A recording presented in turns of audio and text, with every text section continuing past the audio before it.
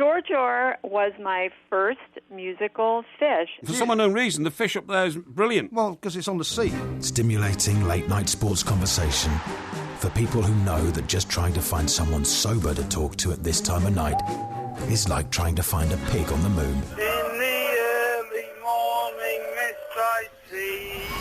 No rules news debate from around the world and around the bend. The Two Mikes Apply more lager. on Talk Sport. Yeah. Look at the light! If those fish are so good at hearing noise as half of their body is a big eardrum, why haven't human doctors thought about transferring goldfish into people's ears who are deaf to give them sound? This is Talk Sport. We are the Two Mikes, and I'm delighted to say it's time to say a very good morning to Mr. Mike, a Porky Parry. Very good morning to you, Mr. Parry. Yeah, very good morning to you, Mike. It's a wonder I'm here today, to be honest. Why? What happened to you? Well, a crisis in the roof garden this Really? afternoon. Saw a picture of the roof garden. Flooded. Well, you flooded a roof garden. I mean, the roof garden. No, it got flooded. How did it get flooded? You mean the water was coming into the apartment? No, it wasn't coming into the apartment. Yeah. It was starting to tip over and spilling down the walls of the apartment block in which I live. Oh, dear. From the penthouse down, Yes. like a waterfall, okay? There were lots of comments about the picture of the roof garden. I mean, it's a good job people weren't around to witness what I had to do this afternoon to save a crisis. You didn't have to call the emergency services or anything? No. What did you do? Well, I had to get out there and rescue it. And in order to do that... Hasn't it got a drain or anything on it? Well, this is the problem. Right. Let me tell you exactly what happened, you see. See, my garden is so beautifully constructed when I had it rebuilt. It's quite small, though, isn't it? No, that's What are only... the actual measurements of it? No, that's the southern aspect that I took the picture I of, see. because that's where all the water was coming down Right. because of the drainage Yeah. blockage, okay? A lot of people have got bigger kitchens, I think. No. Some of the comments that people were saying. Oh, no. A lot of people said, what a beautiful looking Really? garden that is, and what a... I must have missed those. You know, what a quiet and reposeful... place it must Area, be to yes. to reflect on life and all that kind of stuff. Some very, very nice comments. Thank you very much indeed. So what I was going to say is that, you know, it sweeps around the This building. was presumably another one of these mega thunderstorms that happened in It Stockbroker was incredible. Yeah. It was incredible. It was like a cloudburst, okay? And it sweeps around. It ends up just by the back sort of kitchen door. Uh-huh. And I noticed the water level rising. Yes. So much so, I thought, hang on, what's going on here? Now, if you look at the picture I put out very carefully, and somebody has done Well, this... it looked like it was just a bit wet, though. It didn't look like there was any water, like, rising. No. Somebody has I'll actually have another look at it. magnified the bird table at one end, and there are 3 inches of water around the legs of the bird table. Really? It is building up. Okay. Now, I witnessed this, and I think something's got to be done. And what happened was the garden has been beautifully built. It's got new Italian tiles, on the floor. Italian tiles, yes, yeah. and all that kind of stuff. But round the edge, what the Capability Brown guy who I employed to do the garden did, Capability Brown being the man who built all of Britain's greatest gardens, you know what I'm talking about. I do. I have heard of Capability Brown, yeah. Most of his gardens had grass, though, didn't they? Oh, a lot of them had grass, that's true. He didn't build many just kind of tile slate gardens. No, it's true. So what happened was he put all this shale around the edge, you see what I mean, to give it a really distinctive effect. Right, but it also should help with the drainage, shouldn't it? But where does it drain to? Well, this is exactly the point. It drains down a pipe which goes down the side of the building. Now, what happened was the rain was so powerful it swept a lot of the shale towards the point where the water runs into a downward pipe to take it away. Right. And blocked it. Yeah. So as I'm looking in the garden, I'm thinking, you know, this is not good. I've got to do something. But, you know, the human instinct to go out into pouring rain is very strong to resist it. Yes. Guess what I did? Well, especially when you were caught in it the day before. Well, I got soaked in it the day before, and that wasn't a pleasant experience. I took all my clothes off except... What? I took all my clothes off except my pants. Right. If you see what I mean. Your boxers. My undergarments, Yes. that's right, yeah. And I then clothed myself... I'm really sorry you've told people that, actually. No. I was completely practical. I then clothed myself in a pair of old pumps, which I found. Old pumps? Yeah, I right. found What about the outdoor slippers? What happened to them? They would have got absolutely drenched. Yeah. They would have absolutely drenched because this is water. So I found this old pair of pumps, which were on my shoe rack in my back bathroom, okay? Right. Which I don't use What very sort of often. colour were they? Black. Black. Yeah. All right. So I put them on, boxers, and then I clothed myself, and this is absolutely true, I thought this up myself. Did you? In black bin liner bags. Black bin liner bags? Yeah. What a scene that must have been for anyone who managed to actually see it. So I shook out the black bin liner bag, I tore a hole in the top to put it over my head, and then I punched 2 holes in the side. Yeah. See what I mean? Bin man. style. Yes, absolutely. So I had arm movement. Yeah. I then followed that up with a Tesco's plastic carry bag around my head. Presumably the water levels had risen another couple of inches. Well, it's still rising. It's still rising. Palaver It's still on. rising. Right. So I go out, and it was the perfect perfect protective clothing attire. People might think it's strange or not, but if I'd have gone out in an ordinary shirt, trousers, a coat or something, I'd have got absolutely soaked. Whereas now I was protected against the elements. So I got out there. And what was your plan? What did you have to do? Well, I got a trowel. Yeah. Found a trowel. Which my housekeeper had stored in the trowel box, right? Trowel box, yeah. And I got to the point of blockage, and with my trowel, I dug away all the shale. Right. And then I dug it right the way back around the edge of the garden, round the back, as it goes around the building. Yeah. Cleared it. Just as well you were home when this was going on. It is, actually, it is. And the level dropped immediately. Was there any danger of the actual flat being flooded then? No, none whatsoever, because the... So why don't you just leave it alone? It would have just drained away eventually. No, it wasn't good. You've got to remember, the reason the water doesn't go into the properties below is because there are 3 layers of bitumen felt, okay, which keep it waterproof, obviously. Yeah. However, if water levels rise to a point where they lip above the felt, you've got a big problem. Well, I'm looking at this picture and I'm going in as close as I can to the bird bath. It doesn't look particularly... I mean, I've been in a proper flood. I mean, my house flooded up to about the height of a metre. Yeah, I know, but I was trying to stop that happening. Your tale of flooding is really not up to... Oh, no. But I cleared all the shale, right? But I had to also move some units from the back wall because the shale had units? What sort of units? Units that have smaller plants on, which can't survive on their own, right. you know? And I thought I did a brilliant job. The problem is it's going to have to be re-put back together when my housekeeper lady comes around on Friday. And what's happened to all the chairs and tables and things that were out there? Where have they gone? They're on the other side, you see. You only think it's a small garden. It's not. It's extensive. And you're only looking at the south transept. Well, it's not very wide, though, is it? I mean, it's like 1, 2, that's 3, only because 4, 5. It's 6 tiles wide. Yeah, but that's only on that point. Right.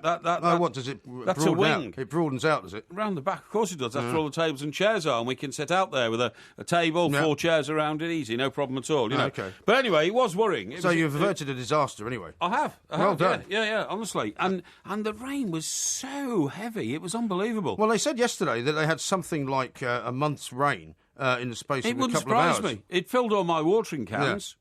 I know. Yeah, well, I had some. I had some 4 bad watering rain because cans. I'm on the 3rd floor. Didn't have a problem. No, exactly. Didn't have to worry about it. But it's bouncing off the Velux windows, and I was worried it might come through and all that kind of stuff. But no, it was quite shocking, really. Well, I'm very glad that you're here, and I'm very glad you've survived such a terrible ordeal. Yeah. Because you tweeted a little bit earlier that you were going to be sheltering from the rain, unlike the day before. Well, in some kind of bladderation station, weren't you? Well, you said the day before, in a flash of ignorance, why didn't you go and shelter in a pub or something? Well, yeah, because I thought that's what you would do. So I thought about it, and then I thought, no, I'll make it home. So it only took 5 minutes to get home, fortunate, how far away I was. Excellent. And sought shelter, so that was okay. Yeah, good. So anyway, during the course of all of that, by the way, I was in touch with people at Dingwalls, where we're going on Friday, who say there's been an explosion in interest in seats. I don't know what that's to do with. It could be to do with the fact that the Evening Standard, the local newspaper, have very kindly reissued well, it might also a video on their website. Suddenly decided they don't particularly want to watch the opening game of the Euros, France against Romania, which is not going to be particularly exciting. Yeah. Perhaps. It's hard to believe it's only a day away, isn't it? Day away. Can you believe that? Yeah. It all gets underway tomorrow. Yeah, it certainly does. Bizarre. So, anyway, as a result of that took a lot out of my day. Yeah. And, of course, we've got... How long did it take you to kind of do all that, then? Half an hour. Half an hour, definitely. And then, of course, when I got back in, I had to get in and out the shower because I was drenched. Yes. And, I didn't know what... what did you do with all the wet bin bags? Threw them all away because there's nothing you can do with a wet bin bag that's got 3 holes punched. That's true. Well, you could save it for the next time, though. You could have hung it up. Well, I'll take a new one next time. I hope there won't be a next time. I hope there's a freak storm, a freak shower. Well, it seems to be going on a lot, though, doesn't it? It does seem to be going on a lot. I'm very worried because it's a very, very odd weather cycle when at the start of June you've got... I mean, the thing is, the one thing I hate about the summer is every couple of days when my housekeeper's not there, I have to go around watering the plants usually, And there's an awful lot of them out there. Yeah, there's an awful lot of them. But I won't have to do that this year because it's all being done by Mother Nature, which is quite amazing. Absolutely. The other thing is it floods the roads. I mean, coming in tonight, I come up through Stockbroker Belt and all that, and even,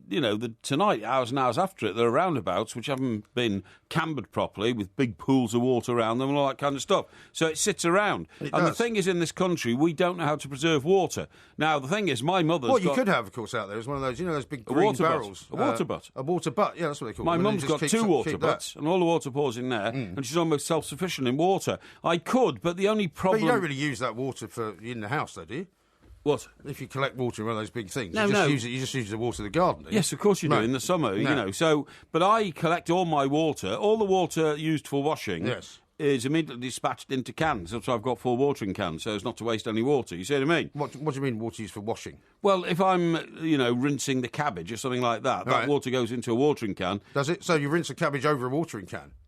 No, what do you do that for? No, you idiot. You rinse a cabbage over the sink into a bowl. Right. But then you pour the water that's left in the bowl into a watering can. Right. Because it's very, very good for keeping off the green fly when you give some nutrients into the water. Right. See? Have you seen the time, by the way? Well, what are you worried about the time because I'm worried we haven't even mentioned Maria Sharapova yet. Because I want to know what you think about this 2-year ban. It's a tragedy, isn't it? You think it's a tragedy? I think it's a tragedy in the making. Well, we'll find out more coming up next, because you've always been a very staunch defender of these. Well, wouldn't you be? Well, no, I wouldn't be, actually. It's worth 23 million quid. That doesn't matter. It does to me. This is Talk Sport.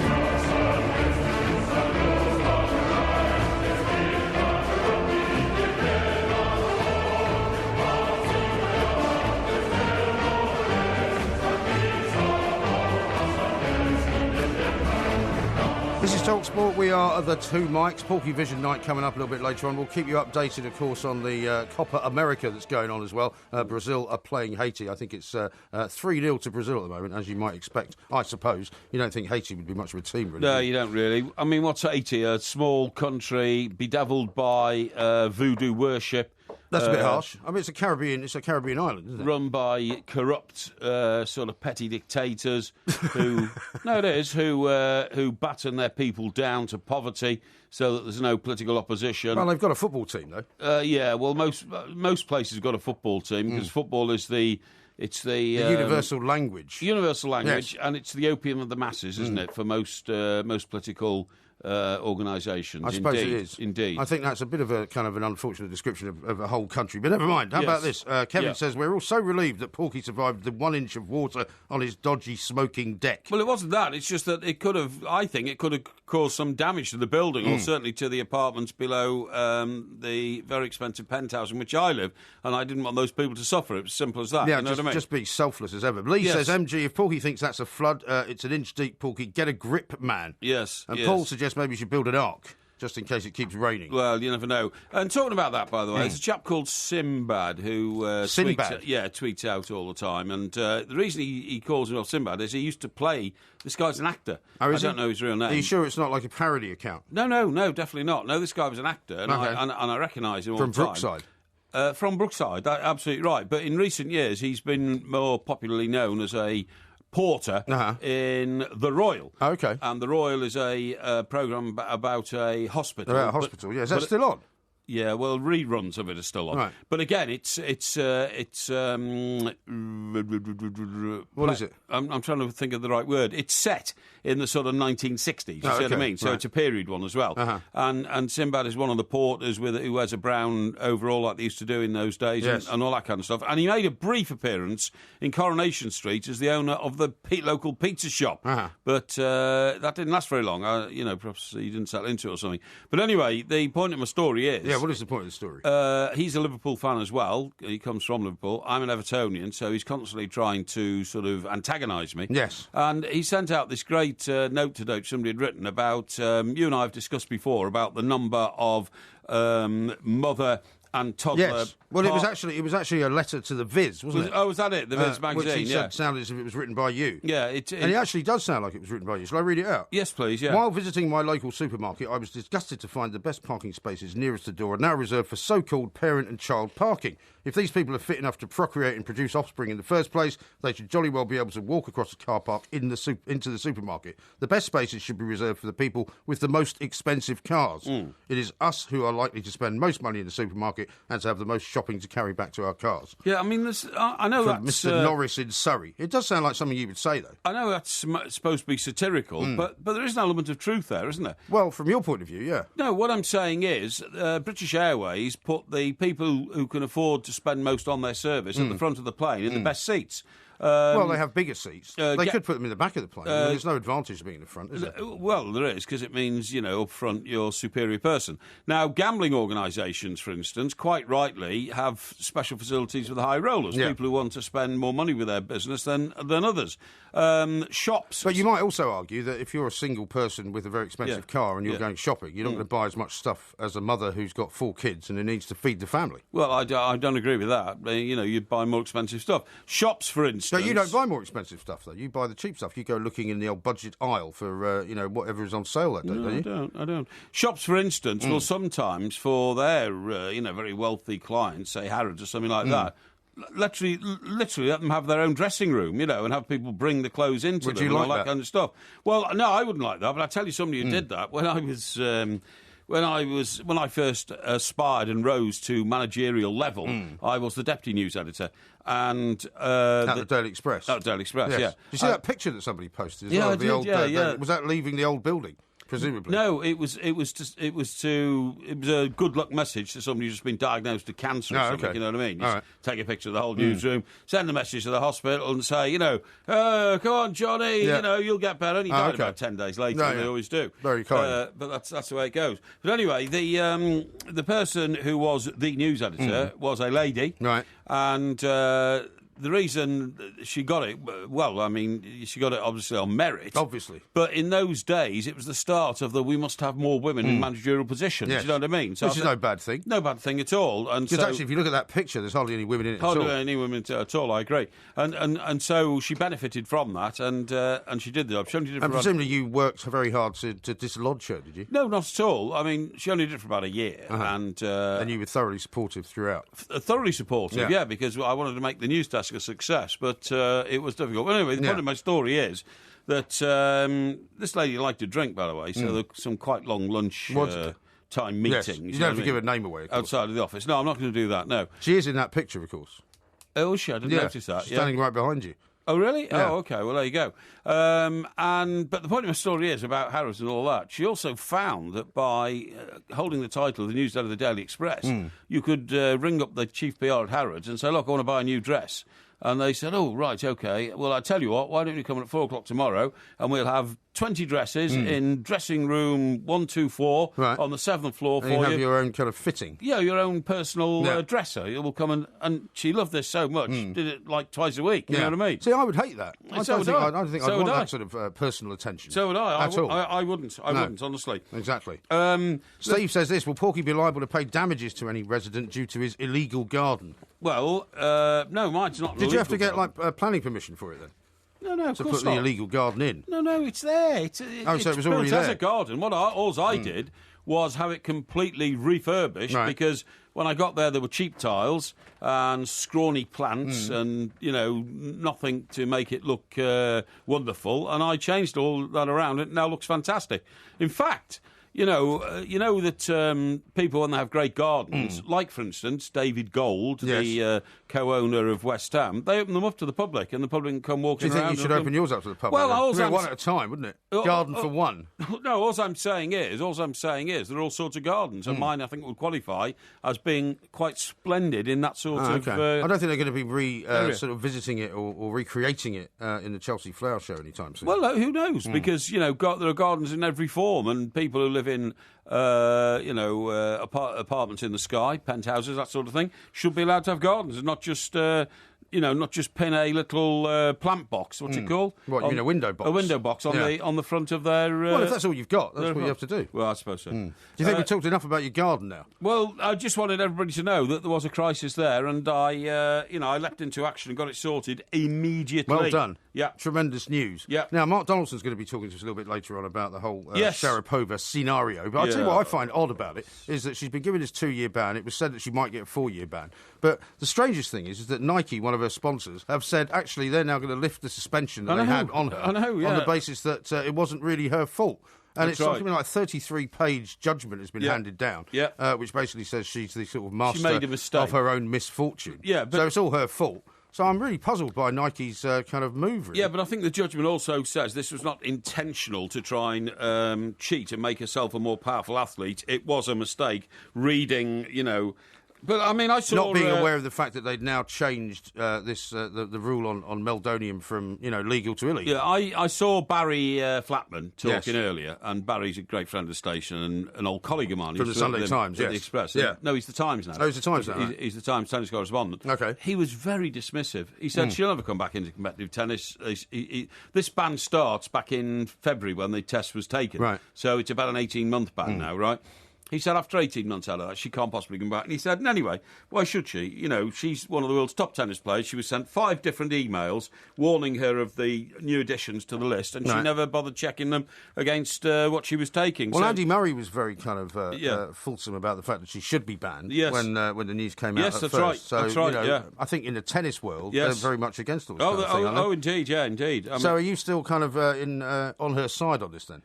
Well, what I would say is this: that if you talk to the experts, which I have done, of course, you will find that the amount of stimulus this banned substance she took, the amount of stimulus it gives to the human body is absolutely negligible. I mean, it's 0.00001% of extra energy. You know what I mean? Yeah. Well, she was saying she took it because minimal. she had a history of diabetes in the family, and it seems to be something that's very popular in athletes from the former kind of Eastern Bloc, doesn't it?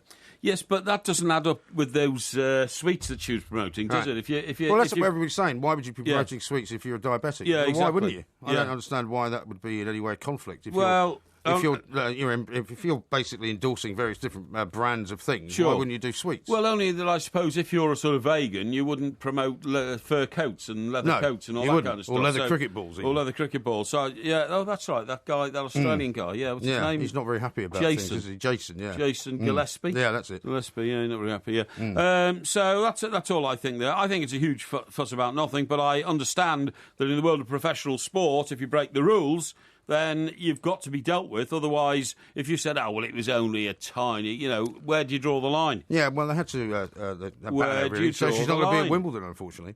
Sorry? So she won't be at Wimbledon. Won't be at Wimbledon, no. It's bad news. You'll have to pick another player to watch, won't you? Well, apparently, again, according to Monsieur Flatman, my old pal, he said the Spanish lady who won the French Open, Magatusta, is it? I don't think that's quite the pronunciation. I think it is. I know who you mean. Yeah. Well, she'll take over now as the sort of the darling of the tennis world, Very possibly so. I would think so, Very possibly so. Now, we've got to do listography coming up a bit later on. We're going to do Porkyvision as well, which you promised is going to be not quite as family-oriented as sometimes it is. Yes. This is Talk Sport. The Two Mics, simulcast across the UK on Talk Sport and Talk Radio.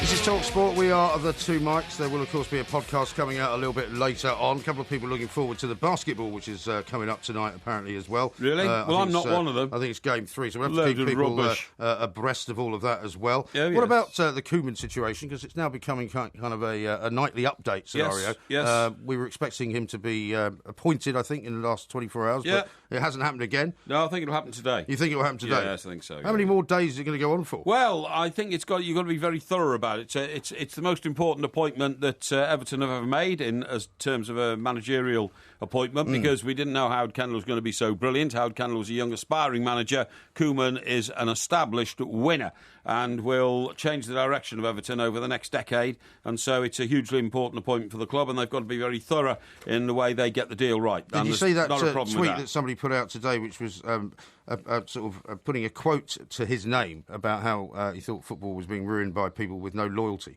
I don't know whether that is one of his actual quotes or not. But really? He talks about, players moving from clubs too quickly and managers moving around too quickly, which kind of is a bit ironic if he did Sounds like a bit of a spoof, that, considering he's leaving Southampton after 2 years. Well, I don't think it's something he said within recent times, but I think it's something he said before, which may or may not be coming back to haunt him. Yeah, somebody's gone back on it and tried to... Yeah, we're talking about Neil Lennon. Now, Neil Lennon, Neil Lennon's a very fiery man. And, I suppose he always wore his heart on his sleeve, to use a popular cliche. He certainly did. And he was always very aggressive. He did pretty well when he was at Celtic, didn't he? Well, yeah, he did okay, and I'm not being dismissive and all that. He was good for Celtic, but then he decided, right, done my time at Celtic. I think they beat Barcelona, didn't they? They did, he was in charge of and Celtic. they got into the knockout stage of the That's Champions right, League. yeah, and it was very commendable and well done, and that was very good. But then, as all Celtic managers often do, they decide, well, I want a bigger pond to play in because, big fish, small ponds, all that kind of stuff. Went to England. But he failed completely in England, and I'm sorry to have to say that. Well, he kind of picked the wrong club as well, didn't he? Well, I know he had loads of problems off the pitch at Bolton, with financial nightmare and all that kind of stuff.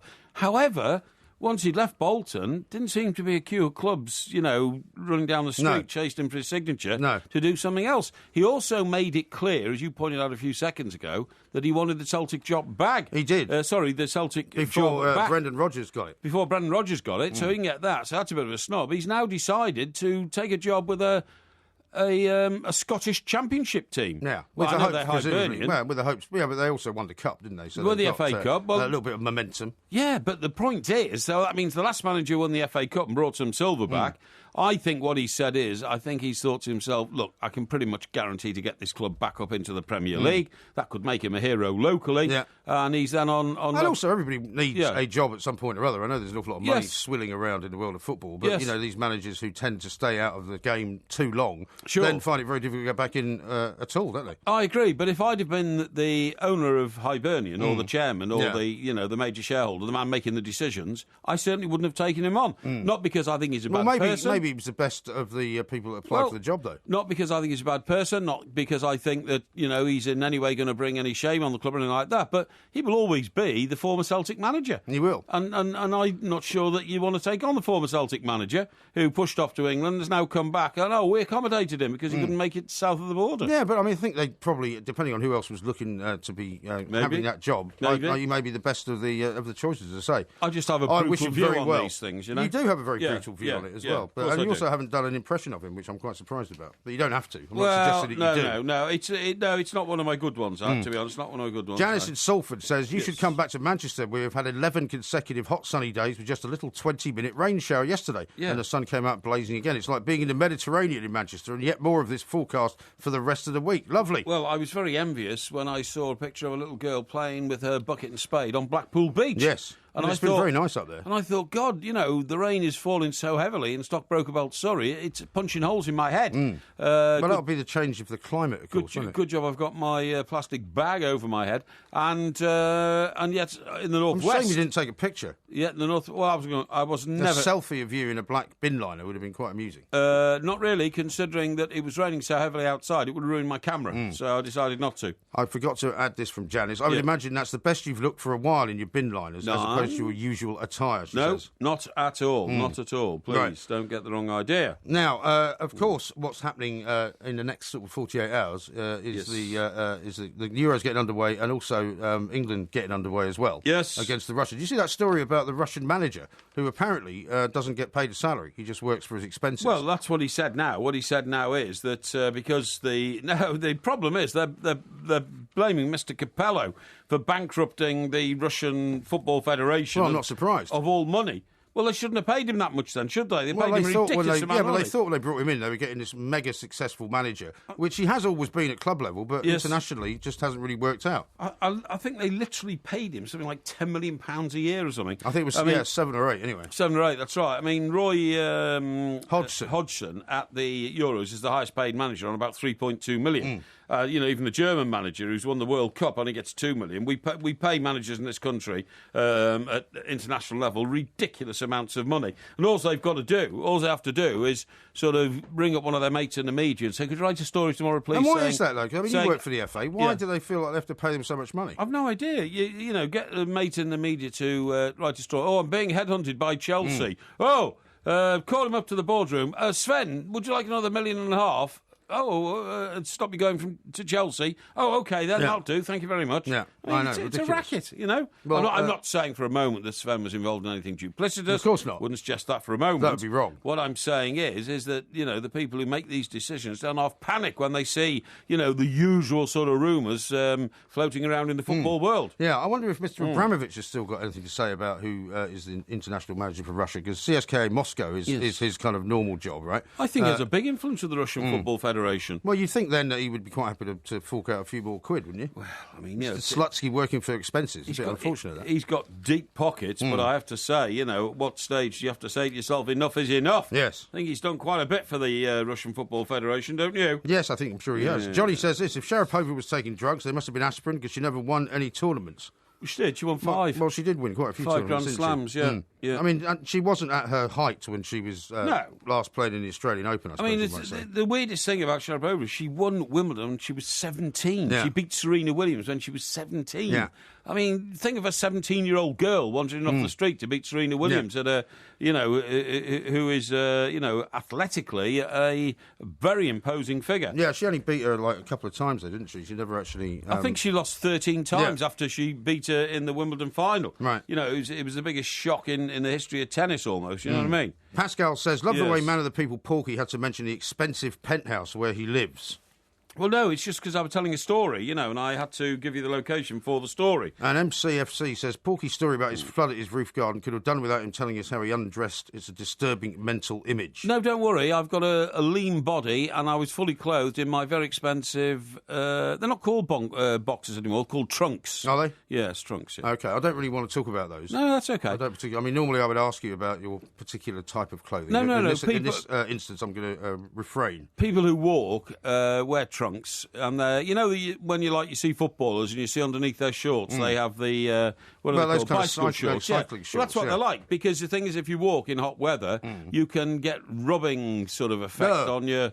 You know, that's far too much information. On your nether regions, and that's why you wear trunks. Simple as that. OK. Yes. Thank you very much indeed. I'll let you know. Yeah, all right. Yeah. And, of course, Videotech says, Porky's a mug. Sharapova is part of the Russian drug-cheating machine. I will never forgive her. And that is, of course, still going on, because an awful lot of the meldonium users are people who are now possibly going to be banned from the Olympics, aren't they, in Rio? Yes, absolutely, yeah. Yeah, could well be. Absolutely right. Yes. Now, what else have you got for us this morning? What else did you do today in terms of your paperwork scenario? Well, it's not a question of my paperwork scenario. In fact, funny enough, I was talking to our promoters in both Whitley Bay and Mon, which, of course, just outside Newcastle. It is. Where we're going in September. In September, yes. And I was talking, more importantly, to the chap who is in charge of the Rugby Festival. Yes. Isn't it the Rugby Cultural Festival? We're headlining the Rugby Cultural Festival. That's in July, I think, isn't it? It is in July. July, what July date? 16th. July 16th, that's right, yeah. And he was telling me about the very welcome, but to him surprising, demand for tickets for the show there. Oh, that's good. When we're at their main theatre in the town. And from that point of view, we're going to be quite busy, I'm afraid, over the summer. Yeah, we certainly are. Well, I'm glad we're busy, but we are. Yeah. We've also got a show on Sunday this week, haven't we? On Sunday, we've got the warm-up on Sunday. Warm-up on Sunday. I think only for 2 hours, though. Only for 2 hours, Not for the 3 hours. We still haven't worked out, by the way, which we're hoping to do at some point over the course of the summer, this penalty shootout scenario. Yes. I haven't actually managed to book it yet. We've asked somebody to get that sorted. We have. Yeah. We have, yeah. I'm sure we will. Now, what I want to talk to you about, right, is Zimbabwe. Why? Zimbabwe is falling apart as we speak, to the extent where if you go to a bank now, because believe it or not, I thought Zimbabwe had gone anyway. I thought it had been so badly mismanaged. Well, they've had ridiculous inflation for years. 5 million % at one point. And can't really even work that out, No. I mean, that would mean that by the time you actually got to the front of the queue, if you were, say, 4 people back from the cash till, that everything would have gone up by quite a considerable amount. Yeah, I mean, the poor people, of course, are always the victims in these things. They now walk around with worthless notes in wheelbarrows, literally, whereas, you know, the 1% of Zimbabwe, which can still claim to be, you know, middle class and working... deal only in American dollars. That's the only currency they can deal. So why has this been brought to your attention now, then? Well, the reason it's brought to my attention is that where it's got to now is that cash machines in Zimbabwe will no longer give you money in any form, not dollars or Zimbabwe dollars or anything else, because the economy now is so wrecked that cash has run dry. Well, nobody's really got any sort of savings. Well, if I can just say to you, hundreds cash machines in Harare now, which is the capital of Zimbabwe, but often in vain. When banks have cash to dispense, it can take 2 hours to reach the front of the queue, but a daily withdrawal cap has been cut from $2,000 US dollars a month to about $300 US dollars. It's widely believed the banks have had to curb withdrawals because President Mugabe's government is illegally demanding loans that force them to raid customers' savings, OK? Right. 92-year-old leader often travels abroad, has been out of the country for the past 3 weeks, takes about $4 million in cash with him on overseas trips. Well, every time he goes? Every time he goes. Presumably to his Swiss bank account? Presumably to put in a Swiss bank account. Right. Zimbabweans fear that economic collapse is imminent. The economy nearly shut down recently amid an inflation rate of 5,000 million. That's 5,000 million. That's 5 billion, isn't it? It's, 5 billion, that's right, percent. Mr Mugabe ordered banknotes worth about 1,000 billion Zimbabwe dollars to be printed, so they were all printed like confetti. They were quickly deemed worthless, the local currency was abandoned, and black market US dollars have now taken over. In fact, there isn't a currency there anymore. Are you worried about this because you're going there or something? I'm not worried about going. I'm worried for this reason. Right? You remember quite recently, all these very bright students at an Oxford college decided to bring down the statue of Cecil Rhodes. Oh yes. Well, they voted to do it, didn't they? Yes. Cecil Rhodes founded Rhodesia. Rhodesia is now what Zimbabwe is. Right. When Mr. Rhodes went there and started running it, he improved the lives of millions of people by creating an economy that became known as the breadbasket of Africa. Yes. It was such an efficient agricultural economy. Time ago. A long time ago. But you have to ask yourself, was Mr. Rhodes better at running that country for the benefit of the citizens, or is Mr. Mugabe? That's what you have to ask yourself. I suppose you will ask yourself that. Yeah. Well, we'll ask ourselves that a bit later on, because we're out of time, you see. Indeed. We've got to talk to Mark Donaldson, who's coming up next on Talk Sport. The Two Mics, simulcast across the UK on Talk Sport and Talk Radio. So I'm moving to New York 'cause I've got problems with my sleep. I will not the same and I will wear that on my sleeve. So I'm moving to New York 'cause I've got issues with my sleep. Looks like Christmas came early. This is Talk Sport. We are the Two Mics. Coming up in the next hour, we're going to talk to a fish specialist, would you believe, because they've discovered some Oxford University study that fish, or some types of fish, can actually recognise human faces, which is very interesting because I'm turning away from this idea that fish have a 3-second intelligence quotient. Yeah, well, the memory thing, I think, is a bit of a myth. Yeah, anyway. I agree. Now, we've been talking about Neil Lennon. We've been talking about the Copper America, of course, as well. Right now, we're going to talk to Mr. Mark Donaldson from ESPN. Mark, very good morning to you. Good morning, gents. How are you both? Yeah, very well indeed. We've got sort of a cornucopia of things to talk to you about tonight, and I wanted to kick it off with Maria Sharapova, actually, given that you have covered tennis for many a year. What I find strange is that Nike have decided to lift the suspension that they've put on her, and are going to say, well, because it was an accident, basically we're still going to be sponsoring her.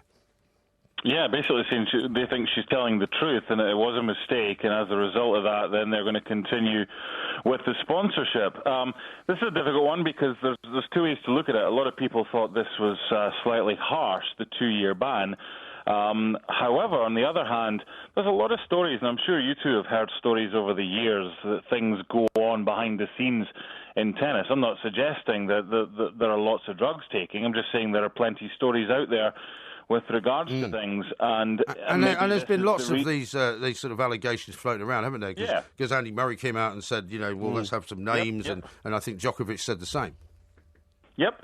And there's various things. I mean, the match fixing, I think, is different because a lot of that is to do with odds makers who are putting up the wrong odds to begin with. Right. So it's completely separate from this. Is it going to stop? The bottom line is it going to stop people who are maybe thinking in the future they can get away with it? Will a 2-year ban stop it? Now, there's still the possibility, and here's the other thing, there's still the possibility she could compete for Russia at the Olympics, but the appeal could take up to 3 months for that, and by then, obviously, Rio's done. So when she comes back, she's going to be 31. She's going to lose other endorsements. I know Nike are sticking with her. She's going to lose a lot of money. And all that for a mistake? Well, I mean, I suppose it depends on how much of a mistake it was, really, because they've said, haven't they, in this report, that basically she's the kind of architect of her own downfall. So whether it was a mistake or not, it was a pretty stupid mistake in terms of it was something that she shouldn't have done. It is, but Mark, do you mind me saying this? This substance she was taking was only put on the banned list early this year, OK? January the 1st. So it hadn't been around, the idea that it was an incentive-type drug hadn't been around for very long. I'm told by an expert who I'd been reading about, earlier today, that the beneficial addition to an athlete's energy, reserves by taking this drug are about 0.001%. It's absolutely minimal. It's absolutely minimal, and that's why it's never been on the banned drugs list before. So I think it's an awful storm in a teacup. I think she has erred on something that was borderline for so long, and then it was put into an email to her which she didn't read. I think it's ludicrous that she certainly didn't become a superwoman playing tennis just because she took this particular substance, did she? You made a point, a very salient point, just in the middle of that sentence regarding the email. Yeah. Now, there's a banned list that comes out and it's updated. Now, just because she didn't read the email, if something's banned, irrespective of how much of an influence it gives you or how much help it gives you, whether it's 10%, 100%, or, as you say, 0.01%. Yeah. If something's banned, don't be stupid and don't take it. And you can't use the fact that I didn't read an email as an excuse. So I get totally what you're saying. And there was a similar thing that happened, if you remember a few years ago, gents. Alan Baxter, the Scottish skier, ended up taking one of those kind of, the Vicks inhalers. Yeah, that's right. You put up your nose. Through his nose, exactly. I remember that, yeah. Got it from a different country, and it was banned. One of the... I mean, it's like over here. Here's one for you. In toothpaste over here, hydrogen peroxide is used in whitening toothpaste, and that's why a lot of Brits that come over to America get whitening toothpaste, because hydrogen peroxide is banned as part of toothpaste in the United Kingdom. Yeah. You've just got to be wise when you travel the world and when you take stuff. Yeah. And also, she's not working completely on her own. I mean, she's surrounded by an entourage of physicians, of PR people, of all sorts of things. So, I mean, even if she didn't see the email or somebody hadn't somehow communicated to her that this drug that they knew she'd been taking for a long time had now been put on the banned list, I mean, that just doesn't make any sense. No, and I think what you'll find here, there probably will be an appeal, and if a successful appeal will not be getting rid of the ban. I think a successful appeal would simply be the reduction in how many months or how many years that she's going to miss. I'm just watching the Brazil-Haiti game here, by the way. They've just scored another goal. 4-0, 4-0. We'll come back. All right, what, you're a Brazil supporter now? Well, no, but I mean, it's nice to see a Brazilian team back in vogue, isn't it? Yeah, after the way they got beaten up at the last World Cup on their own soil. Well, they're only playing Haiti. Yeah, I know, but it doesn't matter, scoring before. Yeah, just before we move off Sharapova, so what happens to the actual rankings now, Mark? Does she get just removed and everybody moves up one? Look, I'd be lying. I could waffle for 3 minutes, which I'm, as you know, over the years I'm pretty good at. But I'm gonna tell you the truth and say I don't know. I mean, when you have an injury, you can play with a protective ranking. I don't think that's the case here. Right. So I'll be honest and say I don't know. We're not going to see it at Wimbledon, and hopefully women's tennis moves on from here. If she comes back and is as good, and if not better, then good on her. But she's going to have to take her punishment. In the meantime, let's look for the youngsters coming through like Muguruza, who was very impressive at the French. Yeah, absolutely right. Let's talk about the Copa America, because obviously the Brazil match is on now. There's another game on later on. What have you made of it so far? I was impressed by the United States yesterday. As poor as they were in the first game against Colombia, they were excellent yesterday against Costa Rica, because there was a fair bit of pressure over here on Jurgen Klinsmann and his job. But 4-0, and they're in a good position just now. I mean, Brazil were pretty woeful in their first game against Ecuador. People look at Ecuador and they say, Ecuador, really? They're not one of the kind of big teams. However, in South America, they're one of the teams who are flying high in the World Cup qualifiers. So they play later against Peru. Liverpool fans will be interested to know, if they're still up and not watching this, that Felipe Coutinho has started and got a couple of goals. Renato Augusto got number 3, and number 4 has just been scored by Gabigol, who they reckon to be the next Neymar coming through. How much notice of the European Championships is taken over there whilst this competition is going on, Mark? Whilst Copa America's going on. This is going to be the interesting thing as well, because ESPN is the exclusive broadcaster of the Euros, and Fox is the exclusive broadcaster of Copa America. Okay. So right now, I mean, for example, obviously over here there's a lot of Hispanics, so the Mexican games, and they've been playing pretty well as well. Sure. Mexican games always get more because they watch on Univision. So yesterday, United States got 1.4 million, which, given all the other things that are on, wasn't a bad viewing figure. But we haven't had the clash yet. I mean, obviously the Euros starts on Friday. One bit of news from over here today is that ESPN, who were going to show France against Romania, the Euro opener, on the main flagship channel, for example, BBC One, have moved it to ESPN 2 because they're going to broadcast in full the remembrance service for Muhammad Ali on ESPN. So the movement of the Euros. Every game's live, by the way. I'm doing 3 or 4 commentaries, but it will be moved. The opening game is being moved to ESPN 2 to accommodate the remembrance service being broadcast live on ESPN. That makes a lot of sense, doesn't Yeah, it? Just before we let you go, Mark, Porky earlier was having a go at Neil Lennon for going back to Scottish football in Hibs instead of... in a reduced capacity. In a reduced capacity, Yeah. he reckons. You think it's quite a good appointment, don't you? I think it's a good appointment for Hibs. There's an article in tomorrow's Scotsman, or the Scotsman later today, as far as you're concerned, and it's saying if Hibs fans 6 months ago were told that after 114 years they'd win the Scottish Cup, and then they'd get Neil Lennon as their manager, they'd think you were dreaming. You can argue that it's maybe a step back for him. My alternative to that would be, how many other offers has he had? If he lost the Celtic job to Brendan Rodgers, how many other jobs are out there that he's got a chance of getting? Because he's certainly got no chance of moving to Everton or anybody in the Premier League. Well, so no, it's good. Mark, I agree, it's good for him. But as far as the Hibs are concerned, first of all, he did the usual thing. When a Celtic manager does all right at Celtic, I'll go to England now, make my name. I'm afraid that was a total failure. He then made it publicly known, very publicly known, I want to go back to Celtic and take up the vacancy there and finish the work I did. That was rejected, and Brendan Rodgers went there in a huge fanfare. So he's now settled for third best. Oh, well, I'll tell you what, I'll take the Hibs job. Why not? Nobody else is good enough for it. I'll do it. And by the way, he's almost guaranteed promotion, isn't he? Because if Hibs can't get back up this year without Rangers there, then they're a hopeless club. He is, but what else would there have been, Porky? I mean, how many managers are out there maybe who've waited that few months extra and they've ended up not getting a job? So it's much easier to get a job in football when you're in a job in football than it is when you're on the outside. Well, I agree. It's a nice fit for Neil Lennon, but when did Hibs become a charity for out-of-work managers, Well, they haven't got a great deal of... Neil Lennon's the best manager for them out there. I mean, there were other guys.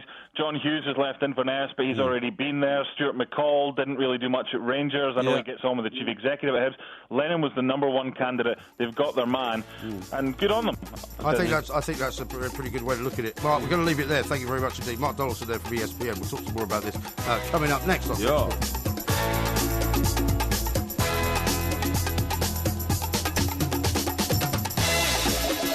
This is Talk Sport. There will be a podcast coming out a little bit later on, of course, and we are doing a live show at Dingballs on Friday night. Tickets are still available if you want to go up there and get one, or if you want to check it out on the twobikes.co.uk. It's such a versatile auditorium. It is, yeah. That they can just stick more seating at the back if people were buying it's not tickets. Fixed seating. It's it's not fixed seating. That's right, all good. I've seen Haiti have got a goal back. Haiti got a goal back. It's 5-1. 5-1 I didn't now. know Brazil had scored 5, but they have. It's 5-1. Yeah, great. Well, we've got it on here so you can keep tabs on it. That's Excellent. the whole point. Yeah. What do you think of Quangos? Quangos? Yeah. Well, I don't really think that I'm in favour of them, generally speaking. I hate Quangos. I keep hearing that we're having bonfires of the Quangos. Oh, but every time yeah. they have a bonfire, they seem to sort of replicate more and more Quangos rather than actually destroying any of them. I remember David Cameron saying, before he got voted in the first time as Prime Minister in the coalition government, there'll be a bonfire of the Quangos. You see, the problem is... Well, he said it a few times, hasn't he? Oh, he said it a million times. These Quangos were all set up during the 13 years of Labour rule, and they are actually an alternative form of government because they make recommendations which favour the policies of the former Labour government. Yeah, but it's not just... I mean, I think all governments have set them up, haven't they? I mean, that's the problem. They exploded in the 13 years of Labour government because they're smart politicians, and they thought,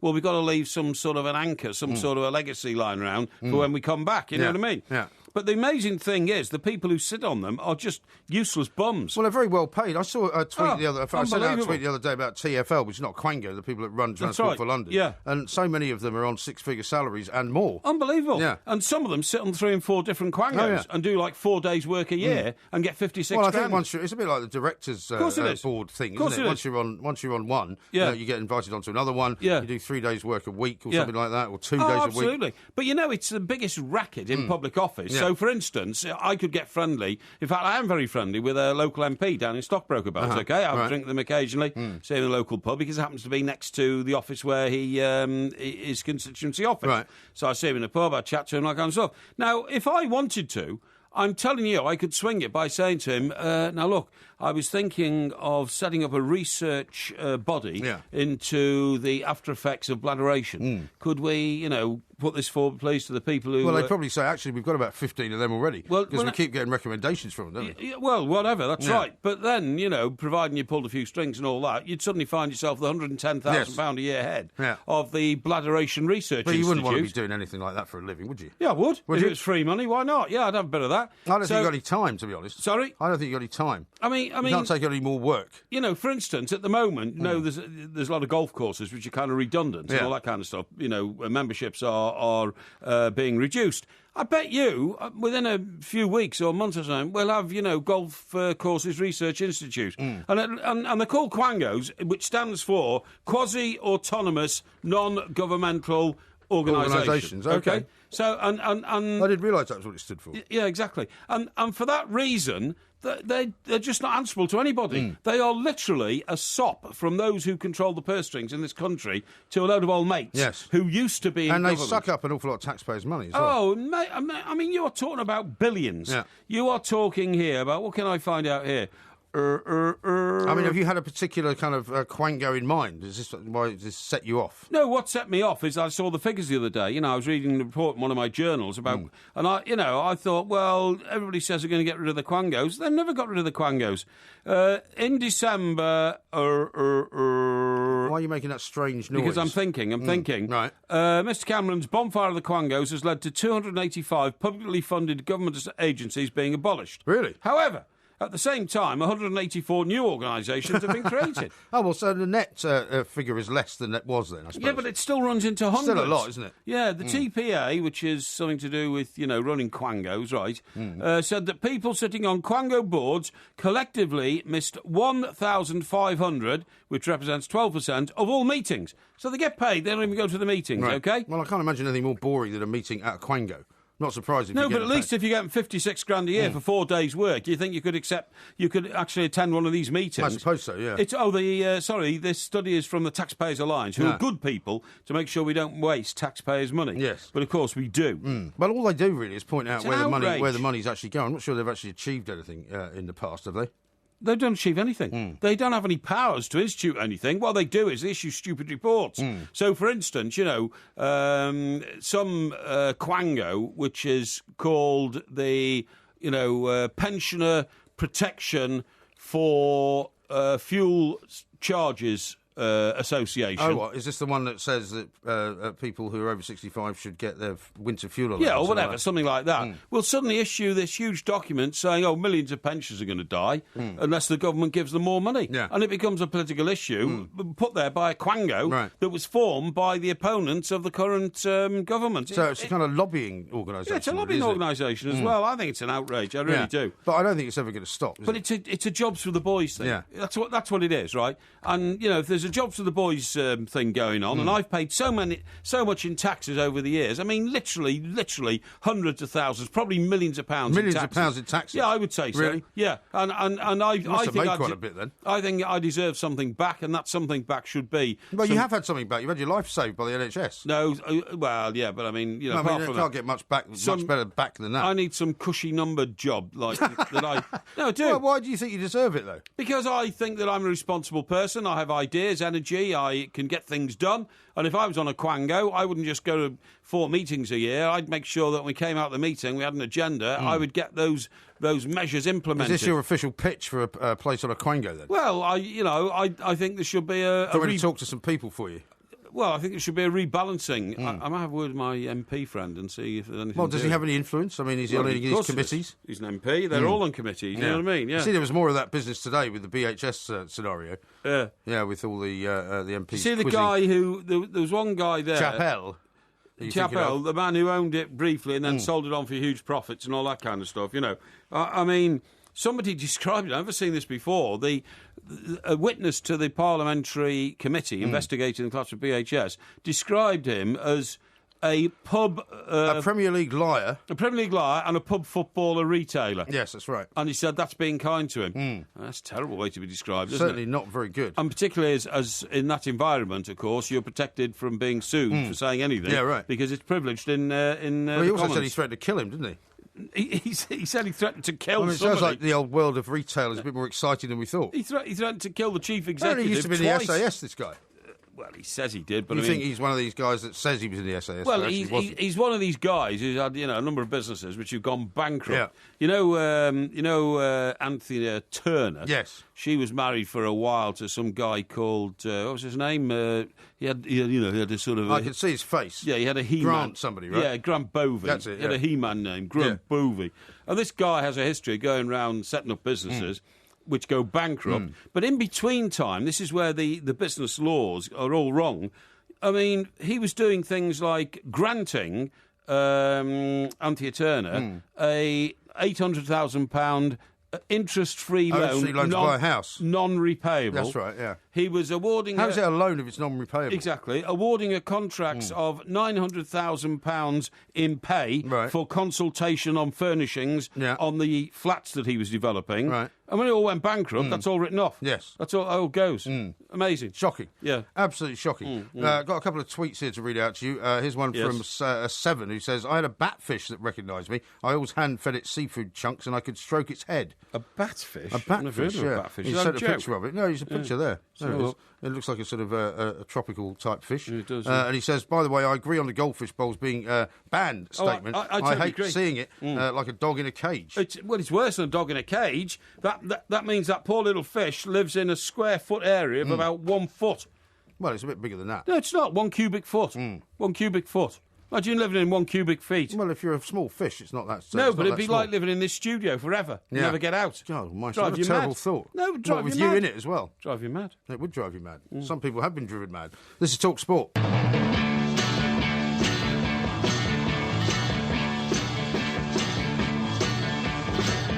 You think we look pretty good together. You think my shoes are made of leather.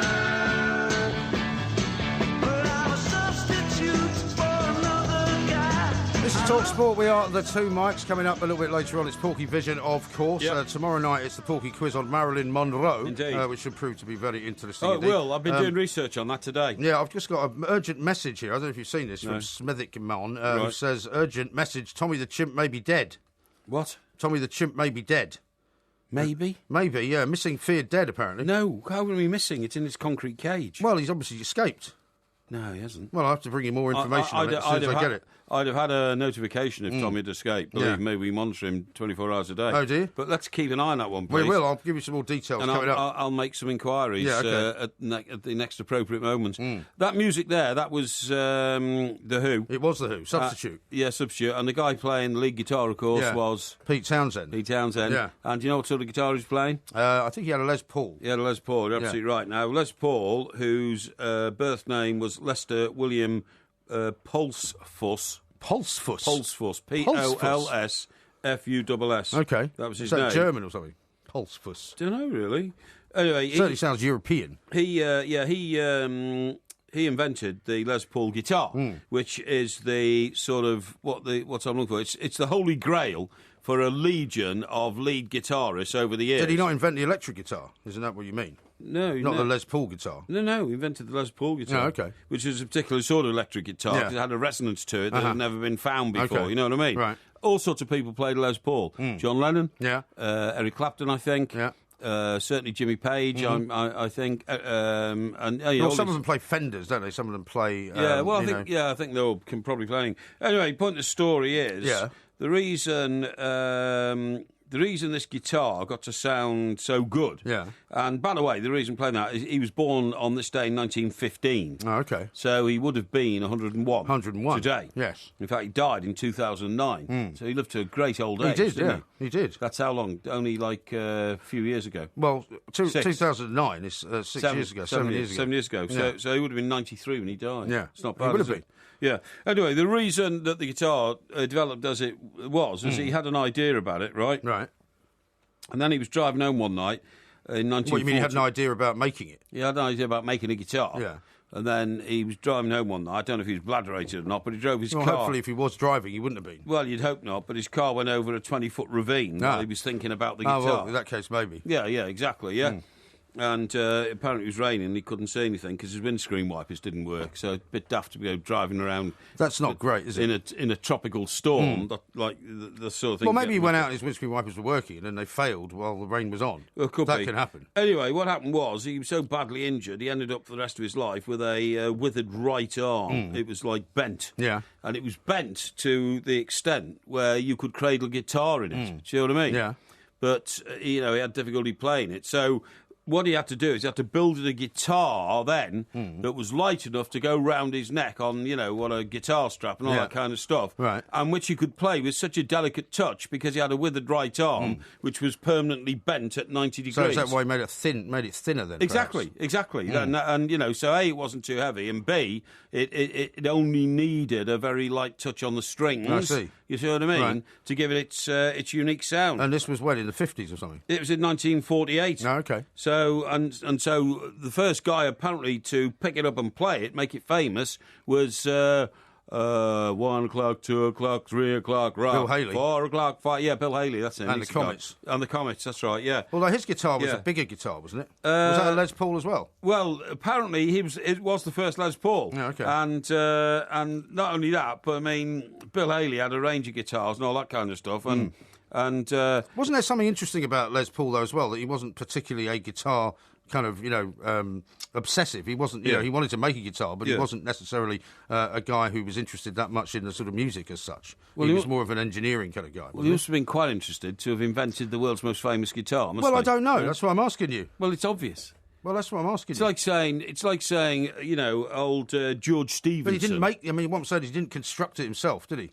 Yeah, he did. Did he? Yeah, he did. Yeah. It's like saying George Stephenson, the father of the railway. He was rocket also man. born on this day. Was he? In 1781. Yes. It's like saying, he didn't have much interest in steam locomotives. Well, what I mean did is, he wasn't a musician as Well, such. no, he only invented the steam But locomotive. what I'm saying about Les Paul is that he wasn't necessarily known for being a great musician, was he? Yeah, he was, because he invented the world's most famous guitar. Well, why don't we have any of his music then? What do you mean? Well, was he a musician or not? Of course he was. Well, where's his music? You can't invent the world's most famous guitar unless you can understand the sounds that are going to come off That's it. true. i.e. But what I'm saying is, he wasn't. musician. Yeah, but he wasn't a musician. He wasn't in a band or anything, was he? He was a musician. Was he? He was a musician. Has he ever written any music that we would know then? He has never written a hit song. Right. But Did he write songs?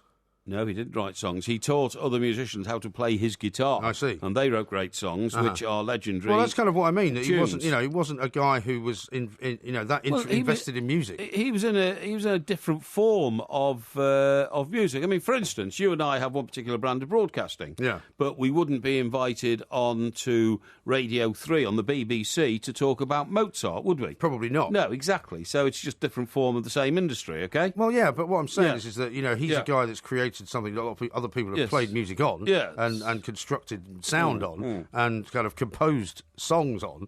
But he Yes. wasn't a musician really himself, which is kind of interesting. Yes, I've tried to explain that to you, but it's clearly not getting through. Now, George Stephenson, do you know where he got the inspiration for the steam engine from? No. When he was 10, he was sitting in his mother's hovel of a kitchen, Yeah. because very poor. Well, presumably in his own kitchen. What? It was his mother's kitchen. His mother's kitchen, yeah, but they didn't have much money. No. And this was in 1791. Brazil have scored another goal. 6-1 now. 6-1, yeah, there you go. In 1791. Yeah.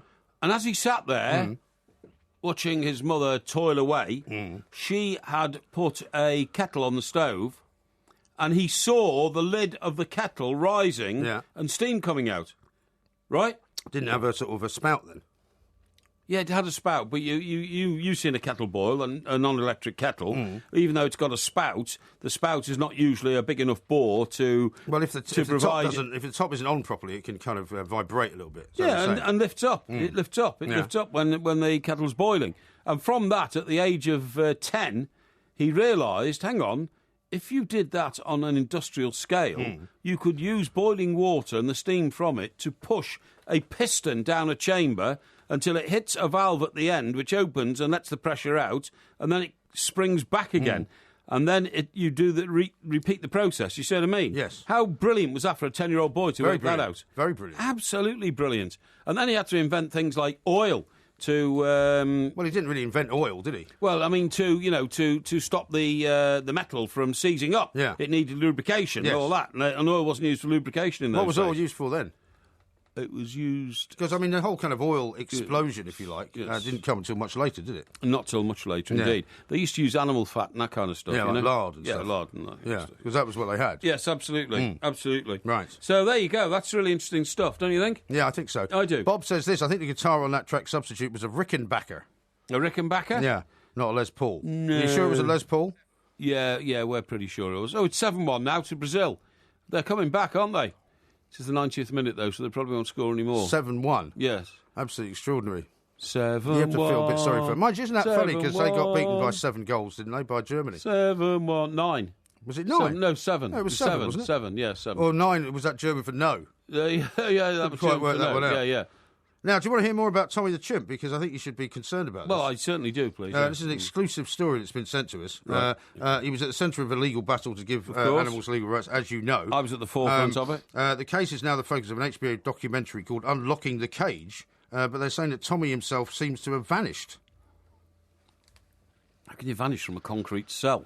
Tommy's owner refused to transfer him to a reputable animal sanctuary, prompting the Non-Human Rights Project to launch this lawsuit, right, claiming that he was being unlawfully detained. Yeah. So maybe the owner of him has suddenly moved him away somewhere. Maybe he's moved him somewhere else. Yeah. That's devilment, that, isn't it? Yeah, really? well, you just don't know what's going to happen now, because if he has, I don't think he'd have escaped, would he? No, he won't have escaped. I'm a bit concerned that you're not up to speed on this. Well, we have a movement which is designed to help Tom, and clearly some devilment is going on here. Yeah. It says the timing is significant because the US Fish and Wildlife Service elevated the status of captive chimpanzees from threatened to endangered. Exactly. In September. Exactly. Which meant that the owner would have had to get a permit and face tougher controls. Yeah, exactly. On what he was actually doing. It's very, very worrying, this. Honestly, it really is, the way that... animals are so badly treated. So what have we had on the show tonight? We've had goldfish who are now... Well, we're about to talk about goldfish with our expert coming up very shortly. Intelligent enough to recognise human faces, intelligent enough to recognise different musical sounds in water. I'm not sure if it's goldfish, actually. This is a particular breed of tropical fish, I think. OK, but well, they're fish. They're all fish, but still we keep them in the tiniest sort of spaces. Absolutely outrageous, it really is. Well, it says here that You want to ban zoos. I want to ban zoos. Yeah, you said that the other night. Yeah. In fact, you want to ban zoos, you want to ban quangos, you want to ban goldfish bowls. Well, I want to get rid of quangos because it's a drain on the public purse, and they're just a bunch of lazy bums are the people who constitute quangos, okay, right, who have very, very little to contribute to society. But in 100 years' time, mankind will be amazed that we allowed zoos to go on for so long, keeping animals captive. Keeping a gorilla captive is horrendous. I don't care whether they've got a little island like you tell me they've got in Central Park in New York. Bronx Zoo, yeah. Or the Bronx Zoo, sorry. Or whether they're on a game reserve or whatever, whether the lions are long leat. It's horrible to keep animals captive, and we shouldn't do it. Now, how about this from Peter, who says, Les Paul was a virtuoso player. He and his wife were a famous act in the 50s in the United States. Les Paul and Mary Ford. Well, there you go, you see. You didn't know that, did your you? nonsensical theory that, he didn't play the guitar, did he? Well, I didn't think he did. He invented the world's most famous guitar. George Stevenson, says here from Old Man Gooner, did not invent the steam engine. Oh, yeah? Who did that? He doesn't say. No, well, exactly. It was George Stevenson. Very careful. You don't start abusing people just because they're correcting you. Uneducated. And a lot of people are saying Townsend was playing a Rickenbacker at the time of substitution. Really? But anyway, okay. he probably had loads of guitars. I'm he sure probably did, yeah. This is Talk Sport. Coming up, we are going to talk to a woman by the name of Ilana Bram, fish trainer for r2fishschool.com, on fish recognising faces. This is Talk Sport. The Two Mics, simulcast across the UK on Talk Sport and Talk Radio. No use crying forever, coughing.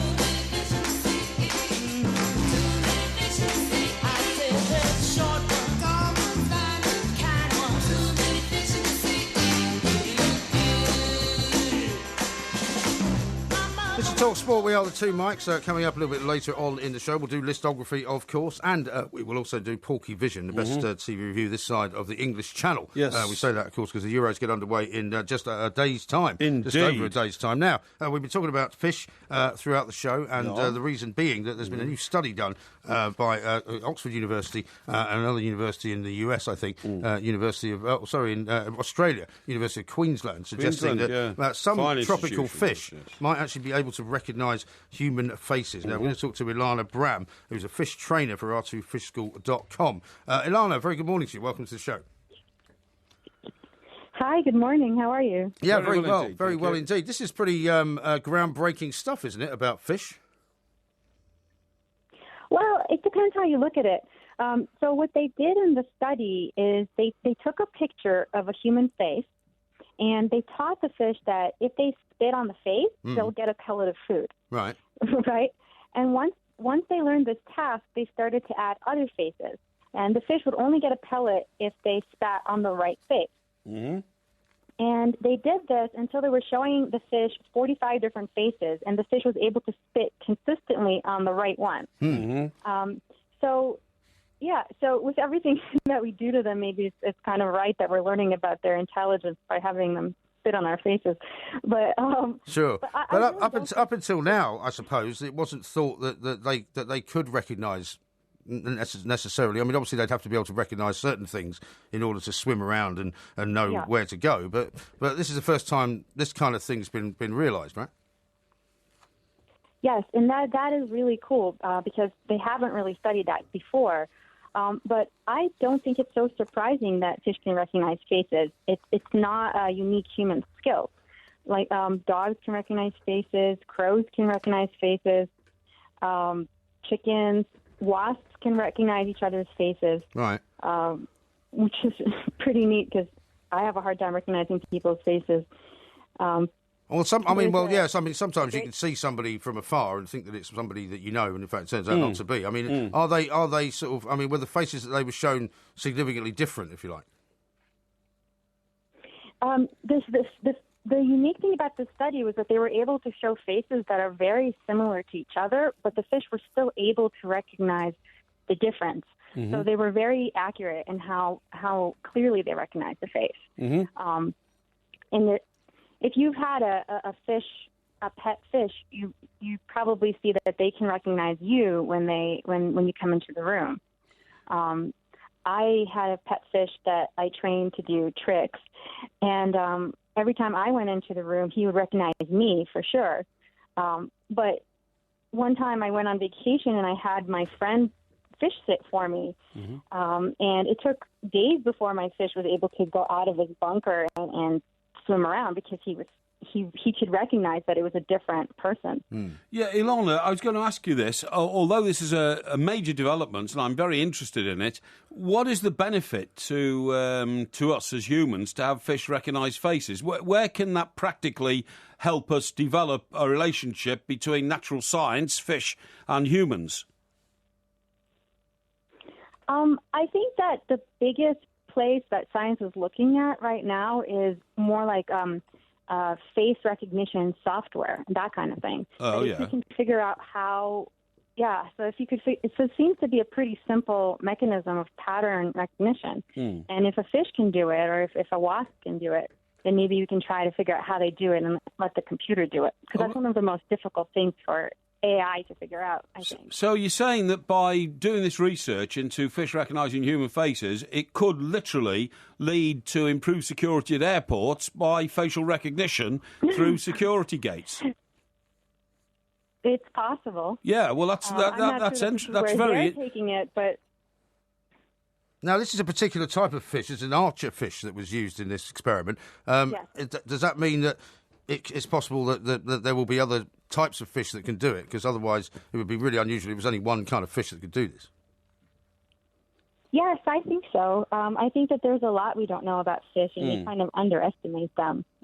I'm sure you're right. Now, Ilana, can I ask you this, please? We recently had another expert on this show who told us that fish are able to recognise the different sounds of music by hitting sensors within their fish tank to make noises which then travel through water. Now, this is a revelation to somebody like me, because I'd always believed for years that, goldfish and other fish only had a memory retention of about 3 seconds, and therefore it wasn't cruel to keep fish in aquariums or to keep them in goldfish bowls on a table in the hallway of your house. But if this is the case, if fish are now seen to be highly intelligent, able to recognise different faces, able to recognise musical sounds, then haven't we got to rethink altogether the idea of keeping fish in captivity?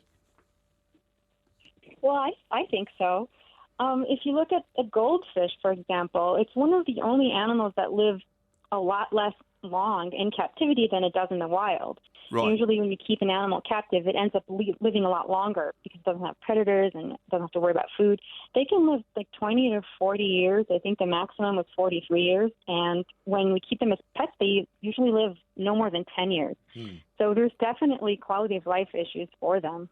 Yeah, there certainly is. I think it's absolutely disgraceful. But, I mean, surely the fish go mad, don't they? If they're only swimming around in a goldfish bowl for all of their life, when they were actually developed as a species to be able to swim endlessly for miles and miles and miles in rivers and ponds and all that. This is a very, very cruel concept, which we're surely only just coming to terms with. Yeah, and I think it also depends on the type of fish. So a fish that really does swim for miles and miles and miles will suffer a lot more in a small tank than a fish that usually just has a really small territory, like a little reef fish that protects that one tiny space. And it also depends what kind of mental stimulation you're giving the fish and what kind of water conditions you're giving the fish. I agree.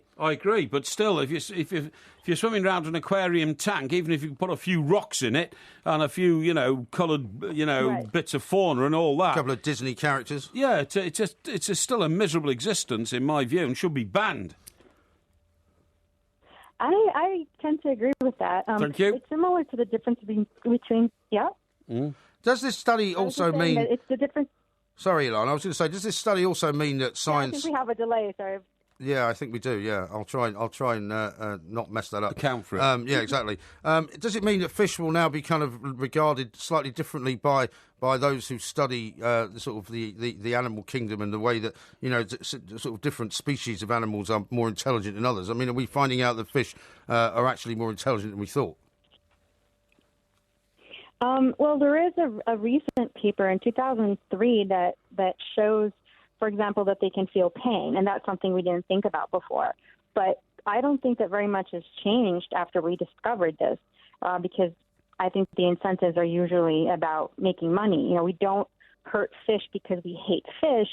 We hurt fish because we're trying to make money off of them. So, there's that part of it. And then when you're asking if fish are smart, it's really, you're asking two things. You're asking, what does smart mean, and what does a fish mean? Because there's really no such thing as a fish.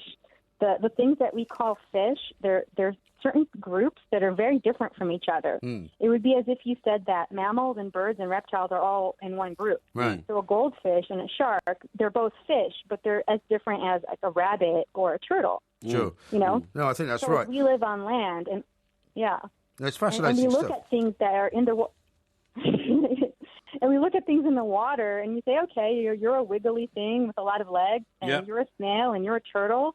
Everything else, you're fish. It's like a definition by exclusion. You breathe underwater, and you have gills, you have limbs. Therefore, you're a fish. It's a very broad category. So, fish are smart, and some fish are smarter than other fish. It's hard to say, are fish smart? Yes, I think that's absolutely right. Ilana, thank you very much indeed. Ilana Bram there from r2fishschool.com on how different fish are and how they can now recognise faces. And that is kind of an interesting thing as well, isn't it? That they could get facial recognition science from a fish. Yeah, absolutely. Do you think they get facial recognition from just human facial recognition? Well, I mean, that's why I asked the killer question there. What is this all about? Why are we doing this? Why are we impressed? The killer question. Yes, that fish can recognise a human face. And then, of course, the good doctor, Ilana Bram, fish trainer for r2fishschool.com. I think she's a scientist. Yeah. Scientist. Doesn't make her a doctor. Actually says to me, well, it's for facial recognition and you can develop that into security services. So I got to the core of the issue there. But the more I hear about this, the more determined I am now to get rid of zoos and goldfish bowls. Really? Goldfish bowls now have to be banned. Really? Without a shadow of a doubt. Now that we know that fish are highly intelligent creatures who can recognise different faces, who can recognise the sound of musical notes, we've got to ban goldfish bowls. Well, where are you going to put appalling. goldfish then? What? Where are you going to put We're not goldfish? going to have them. We're going to have captive goldfish. So what? So goldfish is going to swim around in rivers? Yeah, goldfish are going to swim around their natural habitat, which are ponds and rivers. Yeah, Okay. That's right. All right. That's right. Maybe Absolutely. they'll grow into great big koi carp. You know, or maybe they'll all get eaten. The idea that you're going to bring one home from the fair in a plastic bag in future. If I went to a fair now and saw them, I'd rip open all the bags and free them. Free them how? Well, free them, put them somewhere else. What, into the ground? Not into the ground, because That's they not gonna die. help. They die without water. I've never seen fish at a fair for a long time. I think they've stopped doing it. I think they probably have as well, but They probably nevertheless, have. it's very cruel. I'm going to tell you coming up But, very shortly. you've had stories on this show about your goldfish ending up face down in their bowl. Well, yeah, they die. Yeah, because they die of boredom. Everything dies. And they become insane. You'll die one day, No, you know. they become insane. You drive them insane for the cruel way in which you keep drive them me captive. insane. I think that's the problem. Yeah, well, that's irrelevant. There's another football match coming up. Mike Parry's Twitter is at MikeParry8, Yeah. and mine is at IROMG. Quite a Yeah. few people are saying that James Watt invented the steam engine, Bob's being one of them, and also an Englishman called Thomas Savary, back in something like 1698, is apparently credited with inventing the first steam engine, along with a Spanish guy called Jerónimo de Ayans, thought to be the first person to invent a steam-run machine to actually clear water out of mines. You forget all that, mate. So I don't think it was your man Stevenson at all. It was my man Stevenson. Well, maybe the steam train he invented. No, he didn't. You sure? He meant the steam engine. Oh, okay. Yeah. Now, we're going to do listography a little bit later on, maybe in the next hour. Yes. So if you wish to nominate some things that you want us to talk about, 3 things, and we've already got quite a few that have come in. Do you want me to read you a few that we've got? Yes, please. One from Chad, who says 3 items in your house you never use but still keep, which is quite interesting. List 3 worst traits or habits of each other. Right. Which is possibly a little bit personal. Yeah. With the US and Open... might also end up with us coming to blows. That's true. With the US Open coming up, how about the 3 best golf courses you've both played? Well, that wouldn't really work for Porky because he hasn't really played any decent golf courses. Oh, really? Yeah. How about this? Where Only are like we? Royal Lytham St Anne's, you know. 3 career Only like highlights. St George's, huh? 3 favourite board games. 3 favourite board games. And let's see. 3 favourite football players, UK or worldwide, of all time. Right, yeah. That's a bit wide ranging. That is a bit wide ranging, isn't it? And the board games, I couldn't compete in that one because I don't play board games. Yeah, but you must have played them when you were a child. Yeah, but I never liked them. They were always... You never liked any board games? Well, I hated sitting around a table, you know, with other boring people and... Well, presumably there wasn't a chair for you around the table. You had to sit on a stool or something. Having to go through this ridiculous momentum of shaking a dice in a cup and it rolling out and all that. Yeah, I found it... The ridiculous momentum of shaking a dice in a cup. Yeah, I found it intensely boring. Well, what did you play as a child, then? Sorry? What did you play as a child? child? I like things that, where I was on top of things all the time. The trouble with the board game is you only get to have a go once every 4 times, and then you have to watch everybody else having a go. Well, I don't like those sort of games. Playing against other people. Yeah, I don't like that. I like the... How very odd you are. No, I like the scale extricts where I can just, muller my opponent in a space of a couple of minutes, just by being better than him on the old hand control, you know what I mean? Did you never lose at scale extrict? Never. Really? Never. The reason why was from a very, very early age, I worked out that when you come to a hairpin bend, slow down, and then your car doesn't come flying off the track. Right. Whereas every other thick Well, most kid... people worked that out, didn't they? No. Every other thick kid I raced against, they just put their thumb right down on the trigger and just, went off, and I knew they'd come off. I didn't mind. I used to practice a bit of the old hare and tortoise approach to scale extra. Oh, yeah. Because I knew that they would... What, so you would go around slower? Yeah, exactly. And I knew that they'd go too fast and go spinning off at the hairpin bend, which always happened. Oh, okay. Yeah. Gareth says, how about your 3 favourite albums? You could try that. Yeah, Yours would all could be do. greatest hits, though. Wouldn't you want to do 3 favourite albums? Well, you're absolutely right. That might end up as favourite hits. I mean, let's give it another... let's give it till the top of the hour. Okay. Which is another 13 minutes, right? Okay. To receive more nominations, Mike please. says Thomas Savary and Edward Somerset invented the steam engine. Well, now we've had about 15 different nominations of people who invented the steam engine. Well, okay? I think it was a process because, I mean, this Spanish guy whose name I said earlier, Jerónimo, yes. He invented the first kind of steam-powered device, which basically he used in a mine to pump water out. Yeah, well, maybe he did, but I said steam engine, right? I'll read this to you again. George Stephenson, the Northumberland-born engineer, so he wasn't from a Glasgow hovel, it was more like a Newcastle hovel, Why, hey, man. Why would it have to be a hovel? Well, they were hovels in 1791. Yeah. Every house in Britain was a hovel except for stately homes, right? If you didn't live in a stately home, you didn't have any shoes and you lived in a hovel. Right. Known So as... does it say that he invented the steam engine, or did he invent the steam-driven train? He invented the steam-driven train. Right. Because he's known as the father of the railway. That's right. So he didn't invent the steam engine then? Well, he did, because he is famous for being the man who recognised the lid coming off the kettle, and he turned that into a railway engine, OK? All right. I mean, you see these massive old great machines with huge sort of pipes for chimneys and huge wheels and all that kind of stuff, and pistons going round. Yeah. That's what he invented. But that's what I'm saying. But I mean, so he invented the first steam train, effectively, but steam Exactly. engines had been used for other things before that. Well, they'd been used to pump out water in mines in Cornwall, but that was all. Yeah, so, I mean, like, for example, Dennis Papin, who's a French-born British physicist, invented the pressure cooker. Yeah. Papin's ideas surrounding a cylinder and piston steam engine had not previously been used to build a working engine. Yeah. But Savary then turned it into a working engine in 1705. So it's all a process of kind of evolution. I think it is. The width of the of much of the world's railway tracks is the standard gauge of 4 foot 8.5 inches, which was chosen by Stephenson when he built the world's first intercity railway. Because there was two, wasn't there? Between Liverpool and Manchester in 1830. I there think was Brunel two. invented the other one. Brunel actually had a different size. Gauge. And it didn't work, so he had to get rid of it. It was much wider. It was nearly 8 feet, I think. It was huge. Yeah, so that one, it was a bit like VHS and Betamax. That's right, it was, yeah. And his was the Betamax version. He lost out. And who was it? Sky and what was the other TV company? British Satellite Broadcasting. That's right, Sky and PSB. Yeah. And one had the Sky dish, and the other one had a square disc which you put up on your wall. Which didn't work at all. It didn't work at all. Within a few months, Sky dominated, and that's why it's now called. For a while, Sky was called B-Sky B. Because it amalgamated with the British Satellite Broadcasting. That's right. Yeah, exactly. Yeah. Roy says this: fish may recognise people, but will Porky recognise the fish when they're covered in batter? Well, hashtag table for one. Look, you have to understand, we're talking here about beautiful coloured fish and goldfish and all that. So you're not going to stop eating fish? No, of course not, because what ends up on your plate is a huge, net load of fish pulled out of the North Sea. And that's their... Or somewhere else. That is their fate. That is their fate. That's what they're there for. So you don't mind those fish being killed? No, of course not, because that's... It's just fish being bored you're upset about? Yes, I am. Right. It's so as long as they have an interesting short life, you're happy with that? Well, it's part of the food chain. When a fish is swimming around in the North Sea and it suddenly realises that the momentum of its body is upwards with a load of other fish, it's then dumped onto the back deck of a trawler. Well, it's only got seconds to live anyway, so, that's kind. Is it? I tell you what I saw a picture of today. Saw a picture of... I think there's a bit of an inconsistency in your fishing argument. No. I saw a picture of an osprey swooping on the River Tweed and lifting a trout out of the water and taking it off for its lunch. Can you imagine how frightened that trout must have been?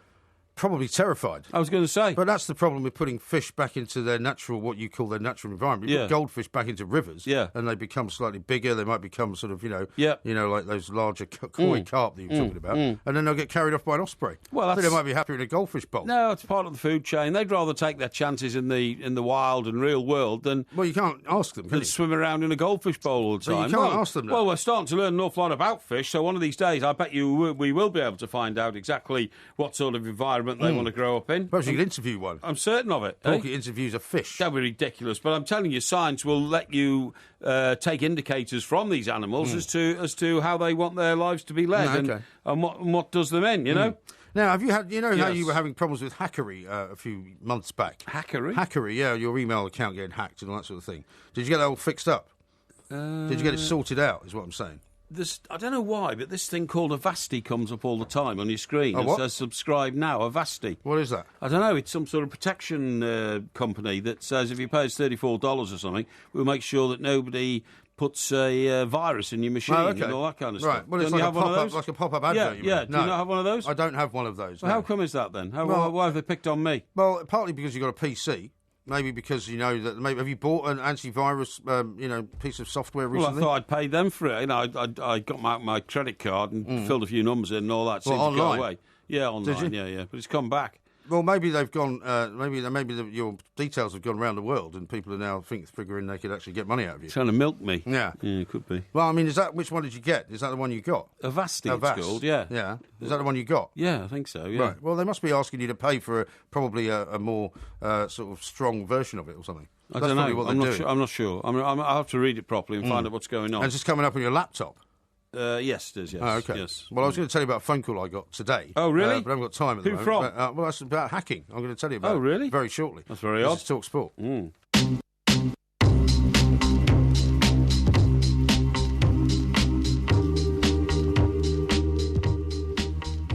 This is Talk Sport. We are the two mics. Coming up in the next hour, it is, of course, Porkyvision, and we're going to do listography as well. Here's one from Brian in Sunderland. He says, after lots of steam engine chat, how about your 3 favourite railway journeys? Which is not a bad one, I suppose. Yeah, that's not bad, yeah. Funniest or infamous feuds you've had, says Phil. 3 best conspiracy theories. How about 3 moments of your own life? Which 3 moments of your own life would you relive, says Aaron.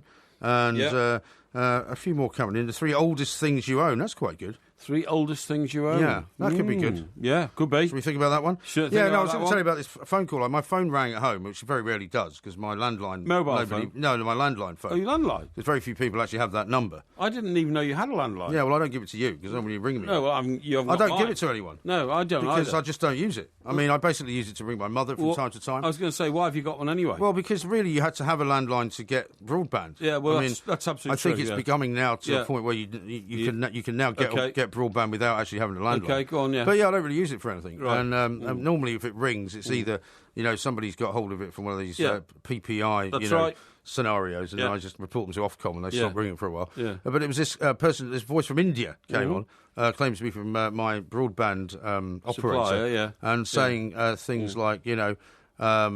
Graham, it sounded very noisy in the background. It didn't sound kosher to me anyway. So I just thought, I'll let the guy talk for a while. And he started talking about how, we're getting strange pulses coming from your router, your broadband router. Yeah. And I said, oh, right, okay, that's unusual. And I said, well, so what would you like me to do? Because I knew it was a scam at this point.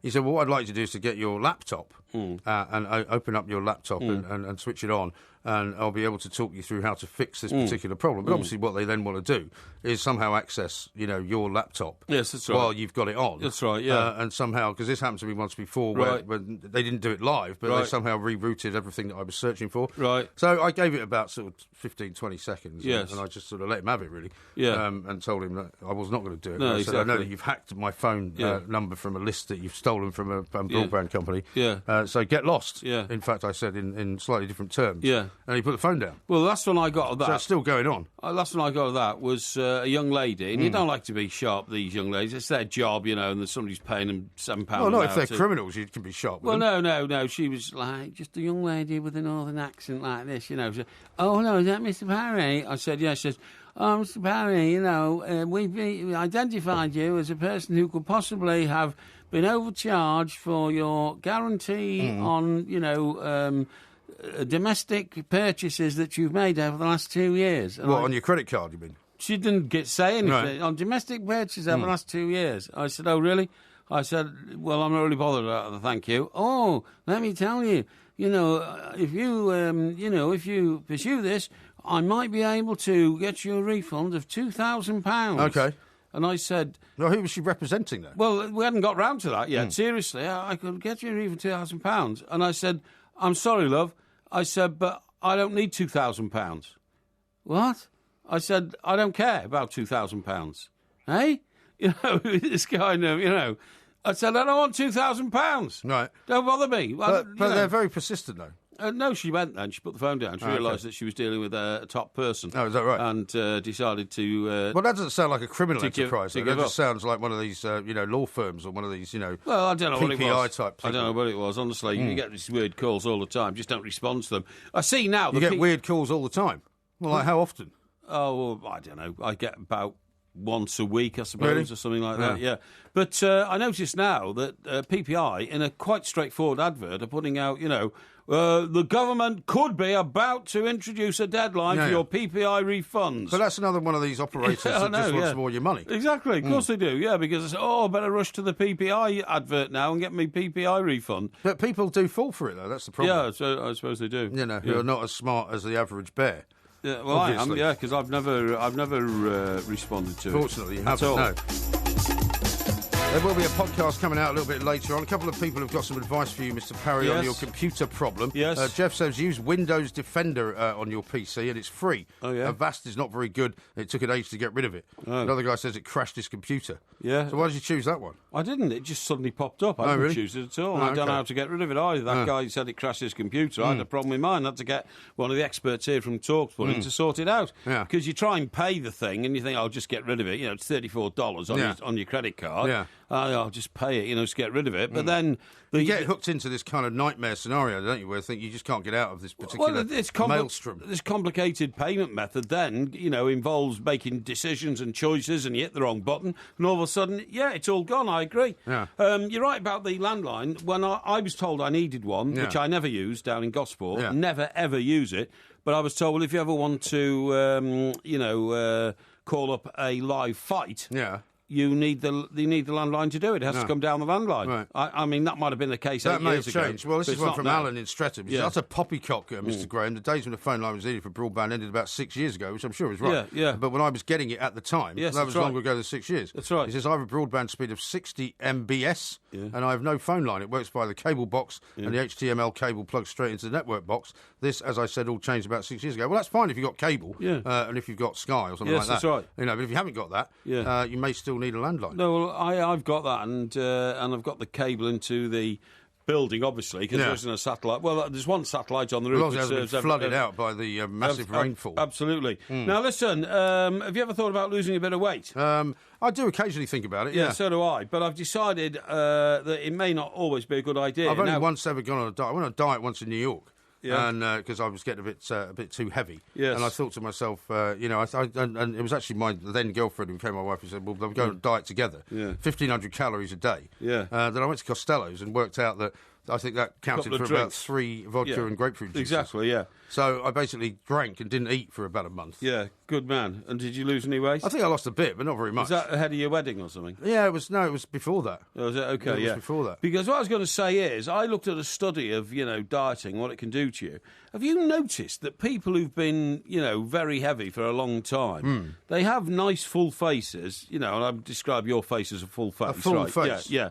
But when they diet, although their body, becomes more attractive in the sense that they lose flab off their body, sometimes the face turns them into somebody who looks like they've caught AIDS or something. Well, you get wrinkles, don't you? Well, not only that, but the flesh, wrinkles. Flesh hangs off your face. You look, or you lose so much weight it looks pinched. I mean, do you remember the former Chancellor Nigel Lawson? Yes. When he became Lord Lawson, and lost a load of weight. I think did he not have to do that? Did he have to have a medical reason for that? I don't know. I've no idea. I think he had a heart attack or something. But all I know is he looked to have aged about 20 years.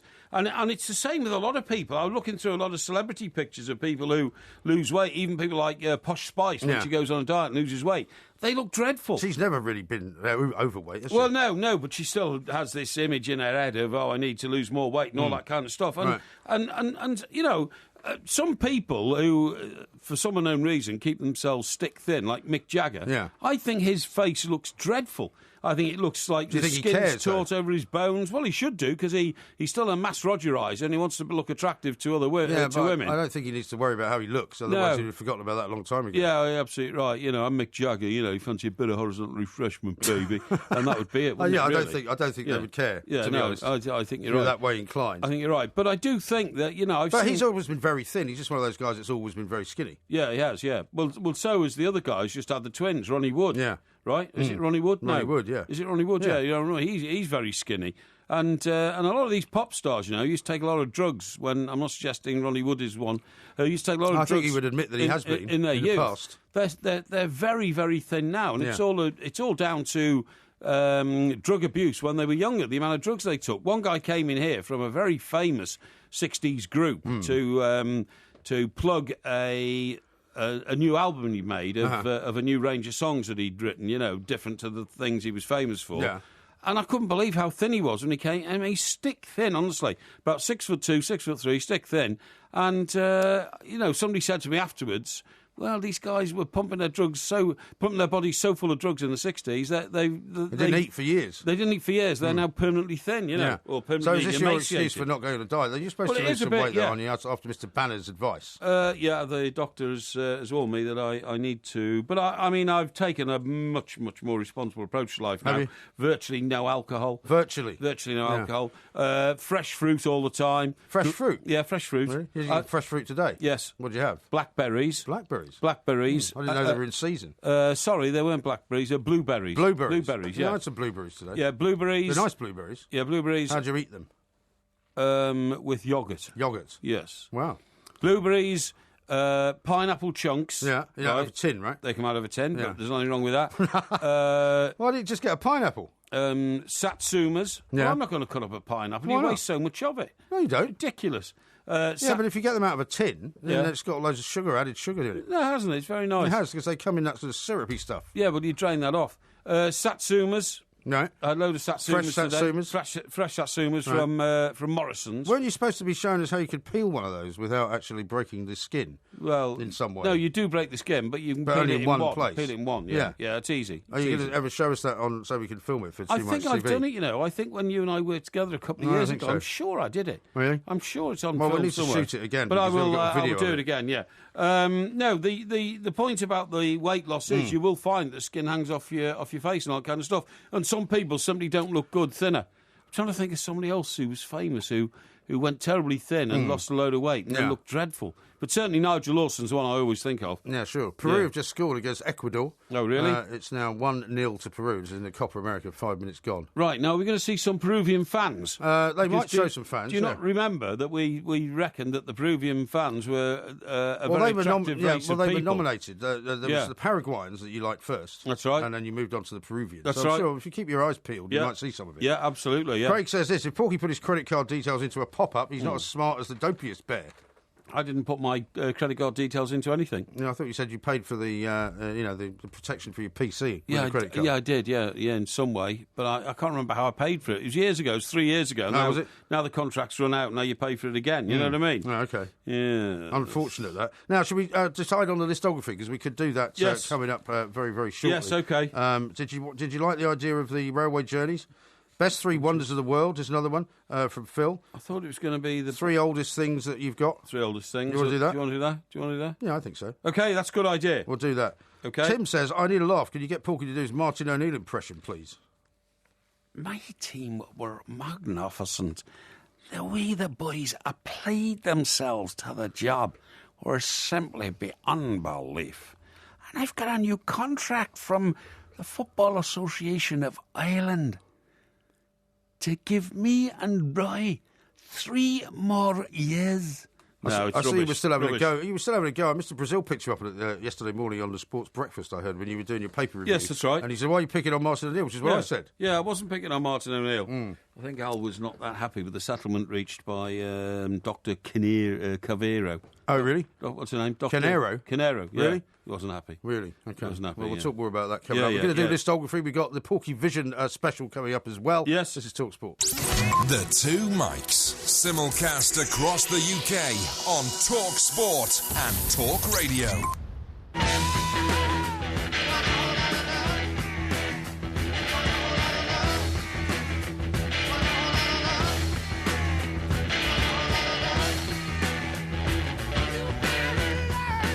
This is TalkSport. We are the Two Mics, and of course, Porkyvision coming up in a little while. Should we do listography now? The 3 oldest I things think that's that a good idea. you own. I mean, you've probably got some quite old things lying around the house, haven't you? Yeah, I probably that you've have. kept since childhood or whatever. Yeah, I would think so. Do you want to go first with the first one? Okay, I'll go with the first one. Yeah. My oldest thing I have in my apartment, or apartments, plural, Yeah. is a 1938 Everton programme. 1938. 1938. Wow. Where'd you get that from? Well, Did you buy it? I bought it from a programme programme fair. It wasn't a family heirloom. My family heirloom was I had a 1953 Everton programme. But when I stupidly lost my programme collection when I was moving house once, I moved house so many times, and I wrapped it in a black plastic bag to keep it dry, stored it in a loft because I had so much sort of baggage. Yeah. And when I moved out, because I was only in the house for 3 or 4 months because I was renting it out, so I was only there to sort of do it up, you know what I mean? Right. So I stored the stuff in the loft so it wouldn't get in the way of people painting and decorating, that kind of stuff. When I moved out, I moved all the boxes out of the loft, and I didn't move that one out. It was wrapped in black plastic, and it was in the... Would it have been worth a lot of money, do you think, from 1938? It was absolutely invaluable to me. Yeah. But anyway, what I did then was I then went to a load of programme fairs and bought a load of old Everton programmes. They weren't mine anymore, but they were at least those programmes. Sure. And the oldest one I've got is 1938. Okay. Yeah. And what would that be worth? If I mean, obviously, just for sentimental value, you've got it. But sentimental value for me, but I mean, it wouldn't be worth more than 20 quid, I wouldn't think. No, I wouldn't think so, no. Well, I mean, on that vein, I suppose, I've got my family heirlooms. I've got a gold watch that used to belong to my grandfather. Wow. Which he was given, like a pocket watch. Yes. Which he was given when he retired from, I think he was in the railway police or something like that. And it was after the First World War. So it was around about late 20s, early 30s, I think. And it worked, actually, for a long time. Oh, yes? Well, shouldn't you take it to a jeweller's and get it to work again? Yeah, I should do, yeah. Of course you should. It sort of sits in a drawer at the moment. Yeah, because, that's I think amazing. When I was in New York, I had it fixed. Yeah, right, yeah. And so that's probably the oldest. What, you had it fixed and it's broken again? Yeah. That's not good. Well, it's very old. I mean, from the 30s. Yes, so you're talking sort of, 70-odd years. Yeah, sure. Maybe nearly 80 years old. So, sure. But it's engraved to him because he got it as a gift like you used to get when you retired from certain jobs. Excellent. It's lovely. Yeah, very nice. What's your second one? Well, believe it or not, because this is a feature that we've talked about before, and it'll feature in our live show at Dingwalls on Friday. Yeah. The second oldest thing I've got in my house is my Butlins Boxing Cup. Oh, yes. Because I won it when I was 7. Yes. And I've still got it. It sits on top of the fridge, but we take it to the Dingwalls because it forms part of the illustrative story of our lives. Yes, indeed, if you see it what does. I mean. Yeah. And it's dented now, but it's still, to my mind, it's a magnificent thing, because I remember the day I won it. I remember climbing through the ring, and I remember, my dad being in my corner, and I remember the referee in the ring, and the lad that I beat up was a Welsh lad, and I just remember the day amazingly. And I got my cup, and I've had it ever since. That is pretty old. Yes. I mean, I would probably have more old stuff, because, I mean, I've got old sort of golf trophies that I've won from when I was sort of in my 20s and stuff like that, but I don't think I've got them anymore. So they made it out of my divorce, unfortunately, because most of the stuff I had in the house I never really saw again. Yeah. All I've got is pictures and a few CDs. So I'm going to say one of the oldest things I've got is a raincoat, right? Which I bought in New York about 19. You've seen the raincoat. You accused me of looking like Columbo in it. Did I? I think I bought it about 1984, 85, something like that. You've kept it for 30 years, odd. Yeah, I don't know why, but I mean, because I haven't bought another raincoat, and I don't really wear a raincoat very often, but occasionally I'll wear that. And I wore it once, I think, into Talk Sport, and you accused me of looking like Columbo. Right, because it's a very 80s kind of trench coat. Yeah. It's quite a nice trench coat. Well, okay, and it doesn't look any older than the day I bought it, except it doesn't look as if you'd have bought it today. No, sure, I know what you mean, yeah. But styles of raincoats don't really change over the decades. In fact, they go out and they come back into fashion. Yeah. So they might have come back into fashion. Very possibly so. Okay. What's your third one then? Well, my third one, I have a huge collection of books, okay? Yeah. And I need to buy some new bookshelves from, what's it called? IKEA. What are they called? Billies? Oh, the Billies. The Billies, yeah. I need a couple more of those because books are piling up on the floor now. Because I'm always acquiring books. Well, you're acquiring books. Yeah, you don't buy them, do you? People send me them, and I get journals and all that kind of stuff. But, however, the one book which has been constant with me throughout my career, when I got accepted onto the original journalist training course. So, that was when I was 18. Yeah. And, momentous, really, when you think the career that I've had since then. This is like sort of 40 years ago. Momentous? Well, it is momentous, yeah. When you think, what was going to, I wonder how my life will span out after I go on this training course. You never think about it, though, do you? When No, I don't suppose you do, but, it's amazing. But the first thing I did was I went into town in Chester and I went to W.H. Smith and I bought a copy of the Oxford English Dictionary. Right. So if I'm going to be a journalist, I'll have to know what every word I'm going to write means. Yeah. And I've still got it. And I actually signed it to myself. So I put in the, What did you write? I wrote, to Mike, good luck in your career, and then signed it, right? because I thought. Why would you do that? Well, because I couldn't find anyone else who wanted to sign it. The ultimate act of narcissism. Shouldn't Well, you have got not somebody really. else on the course to do? You could have done each other's. No, because I bought it before I went on the course. I bought it here in Chester, and we all went off 2 days later to okay. Newcastle, where the course was.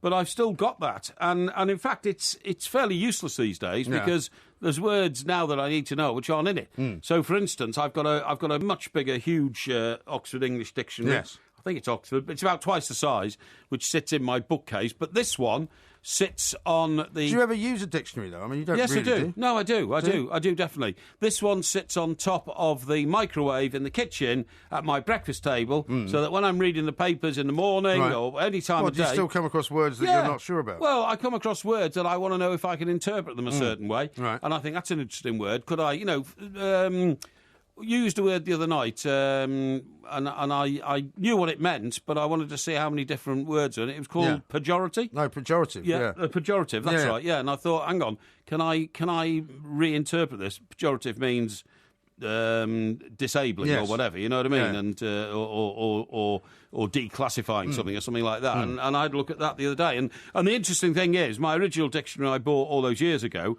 is about the size of what you would call the sort of Bible that you get in a hotel bedroom, Gideon's Bible, right?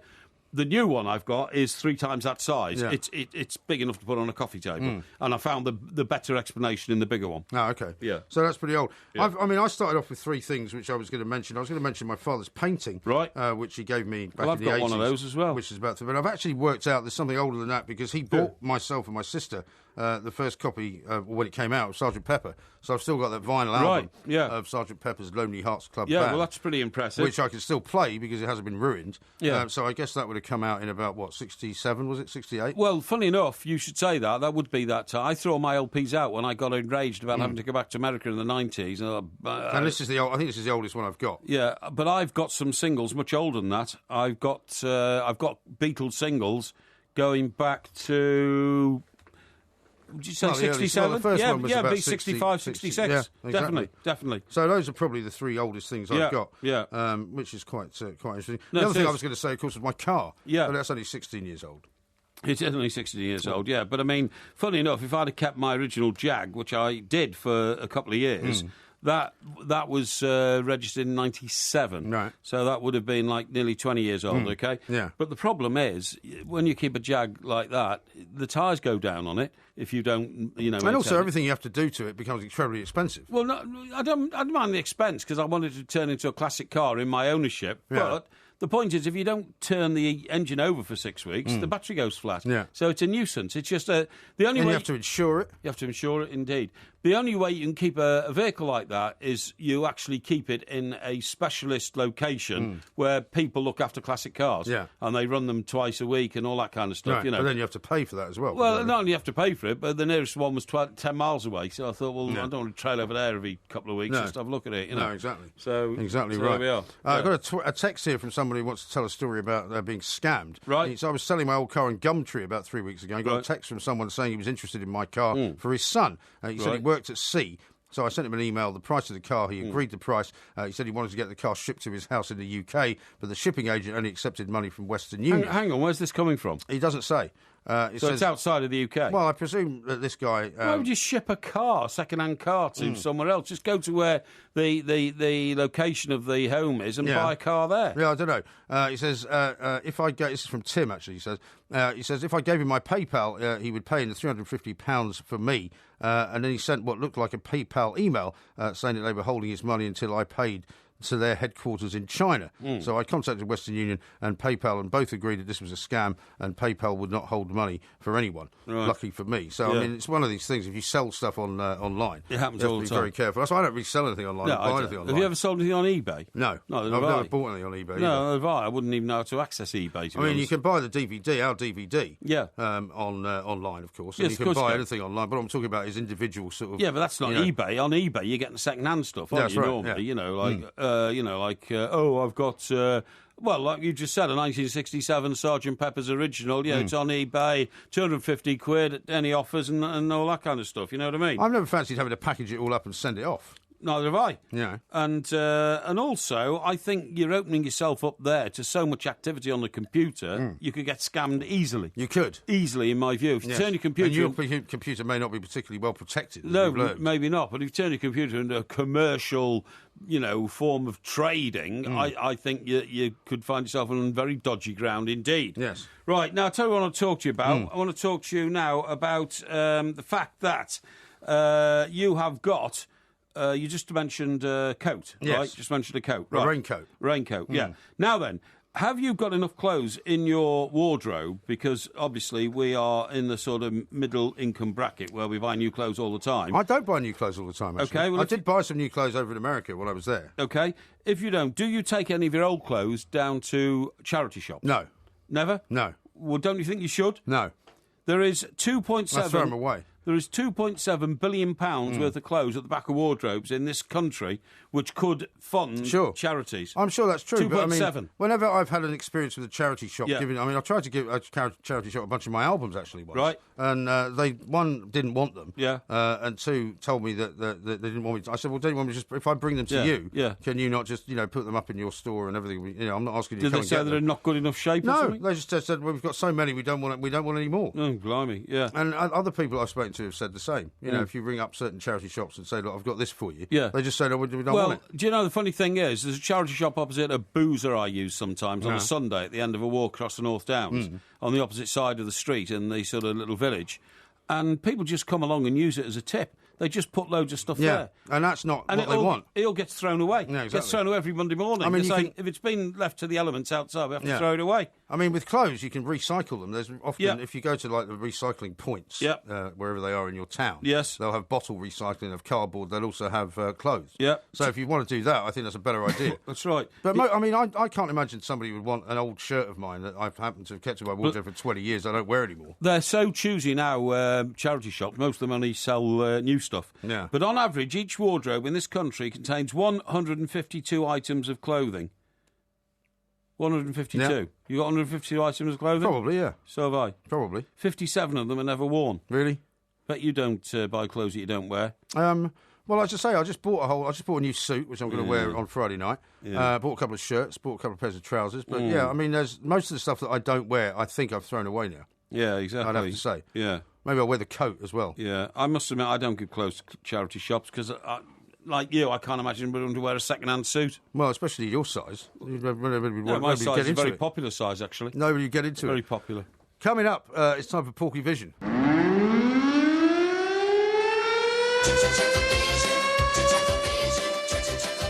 As your TV reviewer, I can reveal there are no plans for a new series. Yeah, no, but wasn't there a previous series? Oh, hang on, wait a minute. It says here there might be a new series.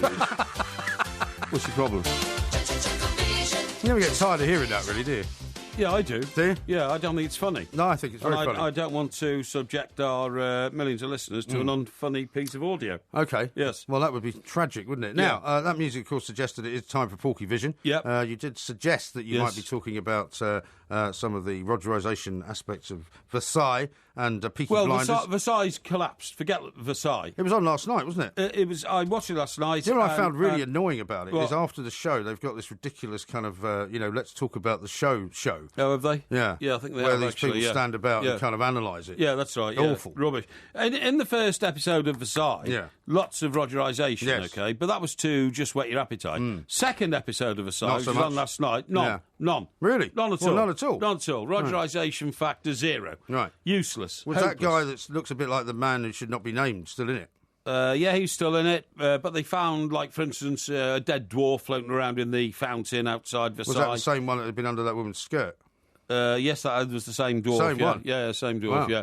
And it's all becoming a bit sort of messy, really, knocking people's eyes out with axes and all that kind of stuff, which isn't very pleasant. Yeah. But they're not balancing that with any Rogerisation. They spent a fortune on this show, haven't they? Yeah, they've spent a fortune indeed, yeah. Now, the show which had the biggest mass Rogerisation that I've ever seen is Peaky Blinders, of On course. television. Now, Peaky Blinders finishes tonight. Yes. Does it? Oh, yes. Well, that's the third series done. Yes, 6 episodes, Wow. yeah. It's short, isn't it? Yeah, it is short. Yeah, we should have been more. But anyway, and it's all about Tommy Shelby and the family It's quite a complicated plot, and I'm going to watch every episode again. Right. But it's basically they have. Well, if the final episode is what tonight, you say? Yes. You don't want to give away what happens because that'll be the end of the series.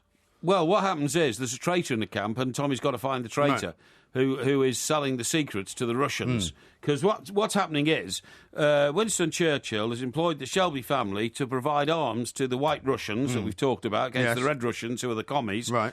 And the problem is that the White Russians are going to take all the arms, which cost like £30 million or something, but they're not going to pay Shelby, and Shelby's found this out. Okay. So he's not happy.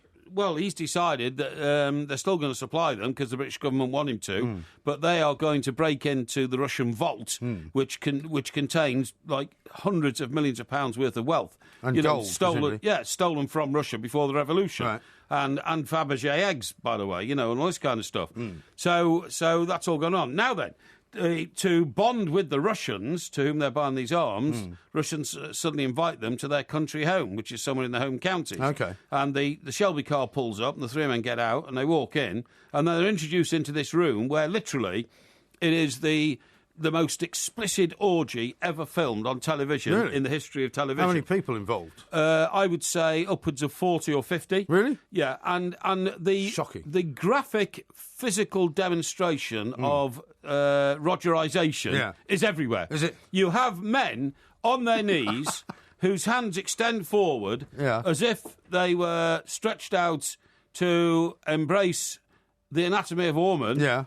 And the man is literally, he's moving back and forth. Well, you don't see what he's holding on to, you mean? You do. This is it, because what they do What's he holding on to?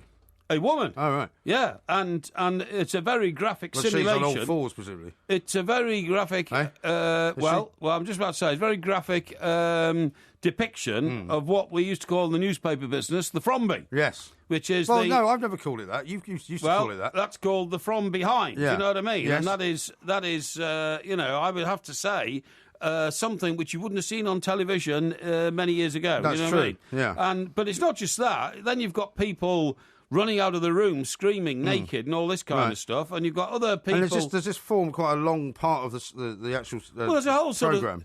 Sort of 3 or 4 minutes focus on this room. Right. Because in the middle of it, old Tommy Shelby's got a big cigar in his mouth, a glass in one hand. Right. He's embracing a woman, but he's still got his clothes on, all so this he's kind of just stuff. kind of watching it all. And then his brothers get involved. One brother's about to get married to a devout Christian woman, and they're going to emigrate to America. And his name is what's his name? Arthur. Yeah. And he's a big tall guy with the moustache. Okay. He suddenly gets tempted away to another room, and lo and behold, because they seem to specialise in this, he's frombying another female. Who's, you only see her face full on at the front, but with obvious signs of ecstasy and pleasure being derived from the frombyisation which Arthur's getting involved in. Goodness me. Off screen, if you buy the her. DVDs of this show, it's listed as an 18. It's got an 18 certificate. Is that right? Yeah. Yeah, well... Now you know why. Not sure. Yeah, exactly. But, it's quite a shocking... So were you quite shocked watching this? I was quite shocked. Yeah. I felt it was very graphic and, Unnecessary? Well, that's the way people did it in those days. And at the centre of all this is the Russian Countess, who... Was she involved in it as well? Well, sort of, but only with Tommy, you see. Right. But I told you before, her weird idea of, Rogerisation is to involve a bit of Russian roulette in it as well, with a pistol with one bullet in it and a chamber of 6 holes, you know what I mean? I didn't know Russian roulette was actually invented by the Russians. Yeah, I think it was, yeah. Was it? I think it was, yeah. No, it was definitely. And in the middle of all this, by the way, they're drinking copious volumes of vodka. Right. Because that's what the Russians drink. Obviously, they drink vodka like we drink wine. Yes. If I was in Moscow now in that sort of situation, they would be pouring me measures of vodka like I would be pouring myself measures of Pinot Grigio. Wine glass size. Yeah, and you're supposed to drink it and just get on with it. You know what I mean? Right. So I have to say it's very, very graphic indeed. Now... so if you're of a sort of, shall we say, a nature which is like to be offended, you perhaps wouldn't want to watch it. Well, most people will. Most people will find that their titillation factor cannot be suppressed for something as graphic as this. Versailles, when the sex scenes came on, people actually started turning it off. Well, I don't know about that. Now then, let me tell you, Coronation Street, you see, there's an amazing Rogerisation scene in that. Is there? Yeah, because the girl behind the bar in The Rovers, whose name I've forgotten, but she's the girl who used to be in Hearsay, the group. Hearsay? Yeah, she used to be a singer in the group. Oh, yeah, okay. And then that group broke up because none of them could sing. Mylene Class was in it as well. So she's done very well. Yes. This girl's name is Suzanne Shaw. Okay. But I'm just trying to remember who she is in Coronation Street. She's Steve McDonald's wife, right? Okay. Steve McDonald's Well, I've never wife. seen Coronation Street. So I don't know Steve what you're talking McDonald's about. gone off to Spain because he's depressed and Right. he's gone to find his head, get his head together. Okay. She stays at home, dutiful wife. Then an old school chum turns up, just happens to call in for a pint. In the pub. Didn't know she's there. Yeah. She starts, thinking her husband doesn't love her anymore because he's gone to Spain. She puts on her high heels and a very tight dress. Yeah. She gets round to his place to find out he's done extremely well since they left school. He's some sort of successful businessman with one of these homes with great big windows all over the place, And so what, he lives locally then? She didn't know that. He lives quite locally. She gets in there and looks very attractive indeed, although it is very obvious that her embonpoint, what's it called? The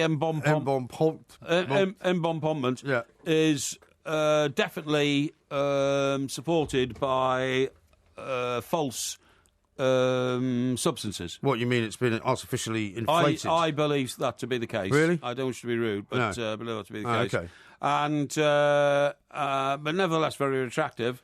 So she didn't take long then, did she, to get around there? Well, she gets around there and then they get upstairs. But then she has that moment of conscience.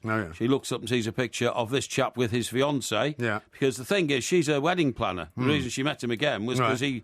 so he came to plan his wedding? Came to plan his wedding, yes, that's right, yeah. But now... Sounds as if a moral standard of television shows at the moment has dropped considerably. Absolutely amazing. And whilst all this is going on in Coronation Street, there's a triumvirate of three young ladies. One who is an army, toughie. Yeah. Another one who is, what is she? She's Kevin, who owns the garage's daughter. I thought you were going to say she's Kevin. She runs the garage. And the third one... Is this still in Coronation Street? This is still in Coronation Street. The third one is a lady who is the daughter of the guy who owns the factory, the Knicker factory, Knicker Stitchers. Right. And, it's a love triangle between three women. Really? Yeah, it's all going on. Now, and also... What, you mean like lesbian love triangle? It is a lesbian love triangle. Really? It is, yes. Unbelievable. And meanwhile, Billy the vicar, who's the only vicar I've ever seen who wears jeans with his dog collar, right? Really trendy, you know what I mean? He's in a bit of a love triangle as well, but that's with men. But not with lesbians? Not with lesbians, no. Oh, with men? With men, yeah. So now, a gay love triangle? It's a gay love triangle, yeah. It's all happening in Coronation Street, isn't it? All happening, yeah. Now, let me talk to you about Wallander, the last chapter of Wallander, last You've got a episode minute of for Wallander. And this is Sir Kenneth Branagh. Yes. And it turned ridiculous in the end. He suddenly got Alzheimer's. Right. I mean, just suddenly got That's part of the whole show, isn't it? Yeah, but that he's suffering from dementia, supposedly. Yeah, but he goes from being normal to a raving loony running around a field tearing his clothes off in the space of about 3 days. Meanwhile, there's a police investigation going on because somebody's hanged themselves because 30 years ago they gave away the secrets of a Russian submarine in Swedish waters. It moves so slow, Wallander. It is so slow, it's unbelievable. But it's finished now. It's finished, but I mean, God, 10 minutes to speak 3 words which take the plot on, which should have taken 30 seconds. Yeah, it's really slow. I'm not surprised after you're watching all that other stuff. Watching something like that would seem as if it's a bit dull. I mean, I love the scenery and I love the the way of life in Sweden. I think it's in Sweden. Could be Copenhagen. Could be Denmark. It's Denmark. I think it's Denmark, because they keep talking about going back to Copenhagen. Yeah. And it's lovely, the Scandinavian backdrops and all that, but it's so blinking slow. And I'm afraid that, Sir Kenny Branagh takes himself very seriously. He does. You know what I mean? Yeah. And I don't think it works. I think the plot's gone all over the place. Maybe there needs some more lesbian love triangles in it. No, there's not. But he suddenly acquires a young lady. He wakes up one morning, she's in the bed next to him and all that. I don't know where she came from, So, I mean, but they have free love in Scandinavia. That's why I quite like going there. To be honest. When was the last time you went there? To see England play in Denmark. Wonderful. Well, when was it, though? Copenhagen. About 4 years ago. 4? Yeah. Okay. Yeah. This is Talk Sport. That Indeed. was Porkyvision. Indeed. The Two Mics. Simulcast across the UK on Talk Sport and Talk Radio. Tomorrow, of course, it is the Porky quiz. It's going to be on Marilyn Monroe, because she would have been, 90, I think, if she had still been alive. She would have been 90 on Tuesday this week. Yeah, okay. That's right. Can't imagine Marilyn Monroe at 90, though. You can't really. In a way, you have to say they died young, and that famous poem by Rupert Brooke, time will not wither them. What was the other line there? Time will not wither them. Time will not wither them. This is award World War One thing, isn't That's right. They will not grow old, time will not wither them. Yeah. But when the sun comes up in the morning, we will remember them. That's right. Yes. It's the Remembrance Sunday thing. Of course. Now, somebody's texted in for 81089 says, Right. Kim Marsh, Porky, you pleb, not Kim Marsh. Suzanne Shaw. Oh, is it Kim Marsh? That's Kim right. Marsh, yeah, thank you. Yeah. Well done, Matt says, tell Porky thanks to him I'm down 14 quid as I bought the Peaky Blinders Series 1 and 2 box set earlier. Yeah. Hashtag Porkyvision. Okay, good. Yeah, I'm glad people got interested in it, Jerry says, highly recommend listening to Porkyvision on the podcast at half speed. It's twice as entertaining. Yes, thank you very much indeed. I like to hear about Quite that. a few people are pointing out that it's Kim Marsh, actually. Yes. Oh, are they? Yeah. Okay. And also it says here from Mark, Porky, you're about 2 months behind on Coronation Street. Yes, Have I'm you been actually. watching it on the have you watching it on the watch again scenario? No, I skybox them and then go back and watch them. So why are you 2 months behind then? Well, I don't have time to watch them really, and I'm losing interest a bit in Coronation. Oh, yeah? So I think the plots are becoming utterly ridiculous. Right. How about this from Winford, from Bury Port? Good morning, he says, my sister tried giving the British Heart Foundation a glass dining table and 6 chairs. Right. And just because one of the extending leaves tightened up a bit, they said they only take things that are in perfect condition. I really don't know how they can do that. Well, funny you should say that, but there's a very big British Heart Foundation sort of warehouse shop in a place. It's near a place called Wadden. Wadden, is that in Surrey? Yeah, sort of stockbroker belt, sort of that way, or it's out that way. It's near my near one of my accountant's offices. Are there any parts of Surrey that aren't stockbroker belt? Well, not really. Are you sure? Yeah, I'm pretty sure. And funnily enough, I once had some furniture bought there to furnish a property that was being let out. You see what I mean? What, you mean you bought property from a charity shop? Furniture. Furniture? Yeah. To go into one of your rented flats? Yes, that's right, yes. Why? Well, because it was cheaper, and it wasn't me buying it. It was the person who was doing up the property for me, so they sorted it out. And that's terrible. And I have to say, it was all in very good nick. Yeah. But it was cheaper because it was donated. What usually happens, you see, is like people who have heart conditions die. Yeah. And well, people die for all sorts of reasons. Yeah, they do, yeah. And then when they do, they either leave it in their will or something like that, or house clearance Somebody or doesn't something want like that. Somebody doesn't want it. Or even the widow or something like that might say, I'm moving house or something like that, and it all goes to the British Heart Foundation. They do have a lot of furniture, I have to agree. Here's a guy from Gavin. Yes. Gavin, who says, on Gumtree, there's a freebies section. You'd be interested in this for your sort of slum landlord activities. Yeah. You can place unwanted items for free. Most of the collections only. For example, I collected 20 paving slabs for free from a couple who were carrying out a refurb of their house. Paving slabs? Yeah. I've seen sofas, fridges, and even cars, obviously in pretty poor condition, he says, and you can get them for nothing. Well, I don't understand that. What do you mean?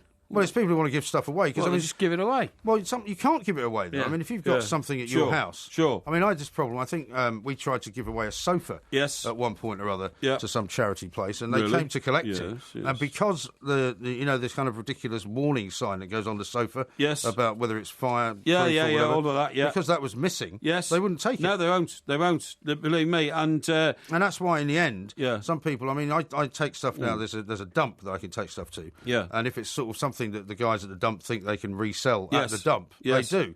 But otherwise, loads of stuff just gets chucked away. Yeah, of course it does. By the way, if you rent out a flat now in this country with furniture that hasn't got that standard on it, which says fireproof, you'll be prosecuted by the local authority. It's bonkers, isn't it? And then you can walk in and just check your furniture any time. Yeah. Really? Yes, they can. Because sometimes it just come off, right?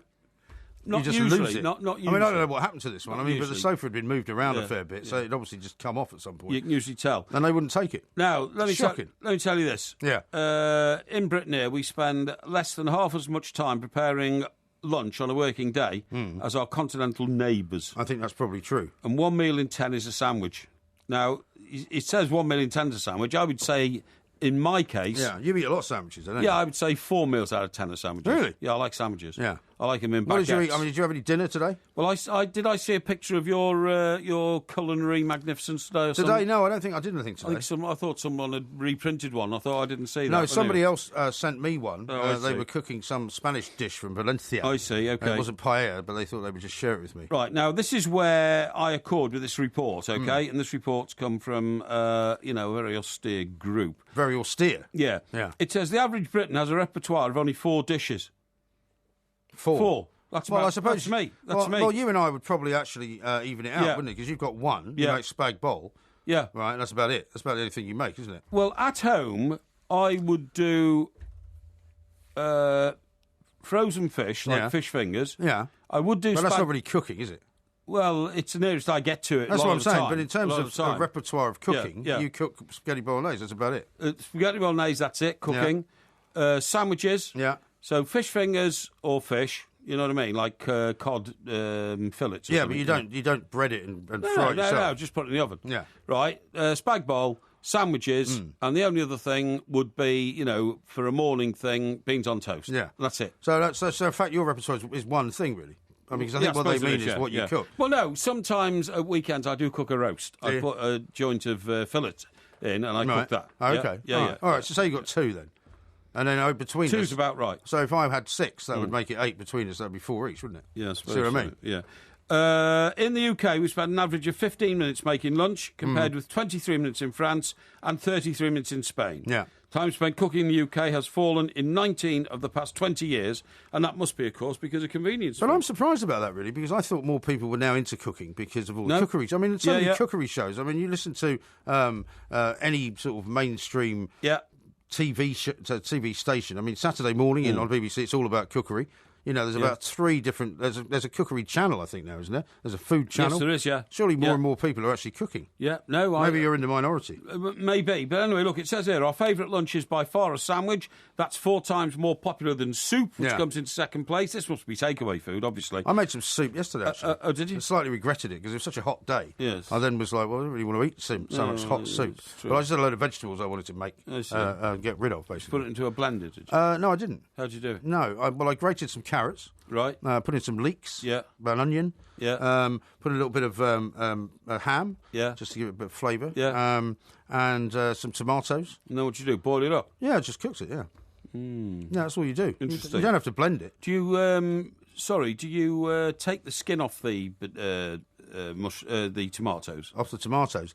Yes. You do? Usually, yeah. Right. But not always. I mean, it depends what I feel like. I mean, if you end up getting a bit of tomato skin in your soup, it's no big deal. How do you take the skin off a tomato? You basically blanch them, boil them. Oh, I see. Right. Okay. And then it just kind of falls off. Right. Okay. Now then, we're not even particularly adventurous with our sandwiches. Most of us prefer plain cheese or plain ham. Well, you described yesterday how you went to 3 different places. Yes, that's right. Yeah. The bread from the Co-op. Yeah. The ham from Sainsbury's, I think it was. Yeah, that's right. And the cheese from somewhere else, Morrison's, right? Morrison's probably, yeah. Now, Pré à Manger, you see, you go in there and their sandwiches are so complicated. They're not there's complicated. all sorts of different... Why are they complicated? There's all sorts of multi things in them, all Well, they used to do a really good ham and egg sandwich, which was terrific. I don't eat eggs. They stopped doing it, but you don't eat eggs. Well, they do tuna, which is... But they call it line-caught tuna, just so that you make sure Yeah, that you're but not I prefer the tuna. place where you can walk in and in front of you there is a chilled cabinet full of maybe 30 different things. Tuna, salmon, ham, beef, whatever. Yeah. And then some person says, what do you want? And you tell them exactly what you want and they put it in. Like those sandwich shops in New York. Yeah, exactly. I remember when I first came back from New York and I was doing a job at Southwark Crown Court, funny enough, and it was when that Hayes Galleria place first opened. And I went and got a sandwich. Yeah, I was there just the other day, actually. I couldn't find anyone to go to the pub with, bizarrely, because I was like, well, everybody seems to have gone back to the office. Yeah. And I went in and I was very shocked when I said to the guy, well, I quite like ham and cheese and mayonnaise, please. And he went, you can't have cheese and mayonnaise on the same sandwich. Yeah. And I went, why not? He said, well, it's just ridiculous. Why would you put mayonnaise and cheese on the same sandwich? And I said, well, I want the sandwich. Can't you just do it for me? Yeah. And he wouldn't do it. Wouldn't do it. He wouldn't put mayonnaise and cheese together. Very odd. Yeah. Very odd indeed. It was like the soup Nazi from... I like having avocado in my Seinfeld. sandwich. Avocado? Avocado, love it. Avocado, turkey and cheese. Really? That sounds complicated. Yes, lovely. This is Talk Sport. Today you and I are not the same. You say you like the sun, I like the rain. So before we go, do it all again. You better catch your own train. This is Talk Sport. We are the 2 mics. Very shortly, Mr. Parry will be toddling off and preparing for the Porky quiz, which is tomorrow night, of course. Yes. It's half-time between Ecuador and Peru. Yeah. And it's 2-1 to Peru. Looks like a pretty good Copa game, that. America. It's not a bad game, actually. There's a few Peruvian fans that they're showing now. Yeah. I tell you, Ecuadorians as well. I tell you, I'm a bit fed up with at the moment. What's that? Noel Edmonds. I mean, he made a bizarre... Well, he's made a bit rant. of an idiot of himself, hasn't he? Yeah, well, the thing is, it's a little bit unforgivable because it's got a commercial bent to it. He appears to be, I'm not sure this is absolutely true, but he appears to be an ambassador or something. He's endorsing something, anyway. Yeah, for a particular machine. But to sort of promote this machine, he made the outrageous statement that people get cancer because they don't have enough mental strength not to get cancer. Well, he was saying negative thoughts. Yeah, are not negative good, thoughts and all that kind of stuff. And then he said, but don't worry, I know you can have positive thoughts. You can get one of these machines. Yeah. And It's a very odd thing to do, isn't it? The Advertising Standards Authority are now looking into it, Yeah. right? But the point is, if he's never had a serious illness, that's an incredibly insensitive thing to do because you're blaming people for not fighting back against something over which they have no control. Certainly, having known people in my extended family who had cancer, I mean, their positive attitude certainly made them survive of course it does. longer. Doctors told me, made them survive longer. And I think without wishing to do him any favours, maybe he was just a bit clumsy in the way he came out with it. No, I think he was trying to make a point. I mean, without blowing my own trumpet, doctors told me my very positive attitude towards acute heart failure was very, very important. But how does that play with your pessimism, though? Because you were telling me the other night that you always think the worst is going to happen. So when you were about to told you were going to die, presumably you had to completely reverse that and start being optimistic. Yeah, but when something smacks you in the face like that, I'm very, very good at facing it head on. Really, I don't go hide away, and I face it head on. Well, I think a lot of people basically when they get confronted by a massive, really serious deal, handle it very differently from the way they handle everything else. Yeah, strange thing about this guy is he's broken a machine called the EMP pad, a device that aims to stimulate cellular resonance. Praising the machine, he said a simple box that slows aging, reduces pain, lifts depression and stress, and tackles cancer. Yeah. Yes, tackles cancer. Blatantly ridiculous, isn't it? It's utterly nonsensical. Blatantly ridiculous. And it gives people false hope. It either gives them false hope or it makes them depressed that I'm not trying hard enough to beat my own disease. I knew a guy that sold him a kitchen once. Say again? I knew a guy that sold him a kitchen once. Sold Edmund's kitchen, right, okay. And after the first time we went round to see him, as a kind of major sort of consultant, because it was one of these very expensive kitchens, Edmunds requested that he was not sent back because he was so tall. Oh, really? Is Edmund sure? Yeah. Oh. He didn't like the guy being taller than him. My sister launched a beer in this country called something Light, Miller Light, right? And they took on Noel Edmonds, I think it was this campaign, as the face of the adverts and all that kind of stuff. It involved moving around the country one day to do a promotional, and she flew with him in his helicopter everywhere. He flies his own helicopter. Yeah. She said he's a perfectly charming chap, you know what I mean? Chap. There we are. There you go, the many faces of Noel Edmonds. Right. Now, before we finish, we should have done this a bit earlier. Chris tweeted us earlier and said, any chance you could wish my wife Amber a happy birthday tonight? We live in Florida and listen to the podcast every day. Yep. So we'd like to wish her a happy birthday. Amber, very, very happy birthday to you. Beautiful name, although it's getting a bit of bad publicity, the name Amber, at the moment, isn't it? Because of Amber Heard? The Johnny Depp partner, But Amber, you are... Well, that's a bit harsh. You are clearly a lovely woman and we wish you well. And keep listening, baby. Baby? Yes. Dear me. Thanks very much indeed for that. This is Talk Sport. We are the Two Mikes. Look at the light! Don't forget to come back tomorrow for another sparkling, as fizzy as a bottle of champagne, podcast from the Two Mikes. Now that we know that fish are highly intelligent creatures who can recognise different faces, who can recognise the sound of musical notes, we've got to ban goldfish bowls. Well, where are you going to put goldfish then? What? Where are you going to put goldfish? We're not going to have them. We're going to have captive goldfish. So goldfish is going to swim around, in rivers? Yeah, goldfish are going to swim around their natural habitat, which are ponds and rivers, Okay. That's right. All right. The idea that you're going to bring one home from the fair in a plastic bag in future, if I went to a fair now and saw them, I'd rip open all the bags and free them.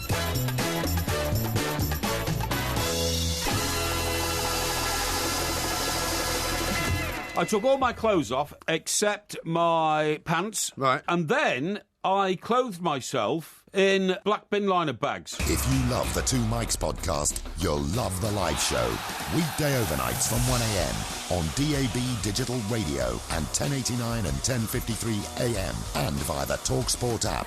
TalkSport, your Premier League station with exclusive commentaries every weekend. What an absolute corker! TalkSport. Because there's really no such thing as a fish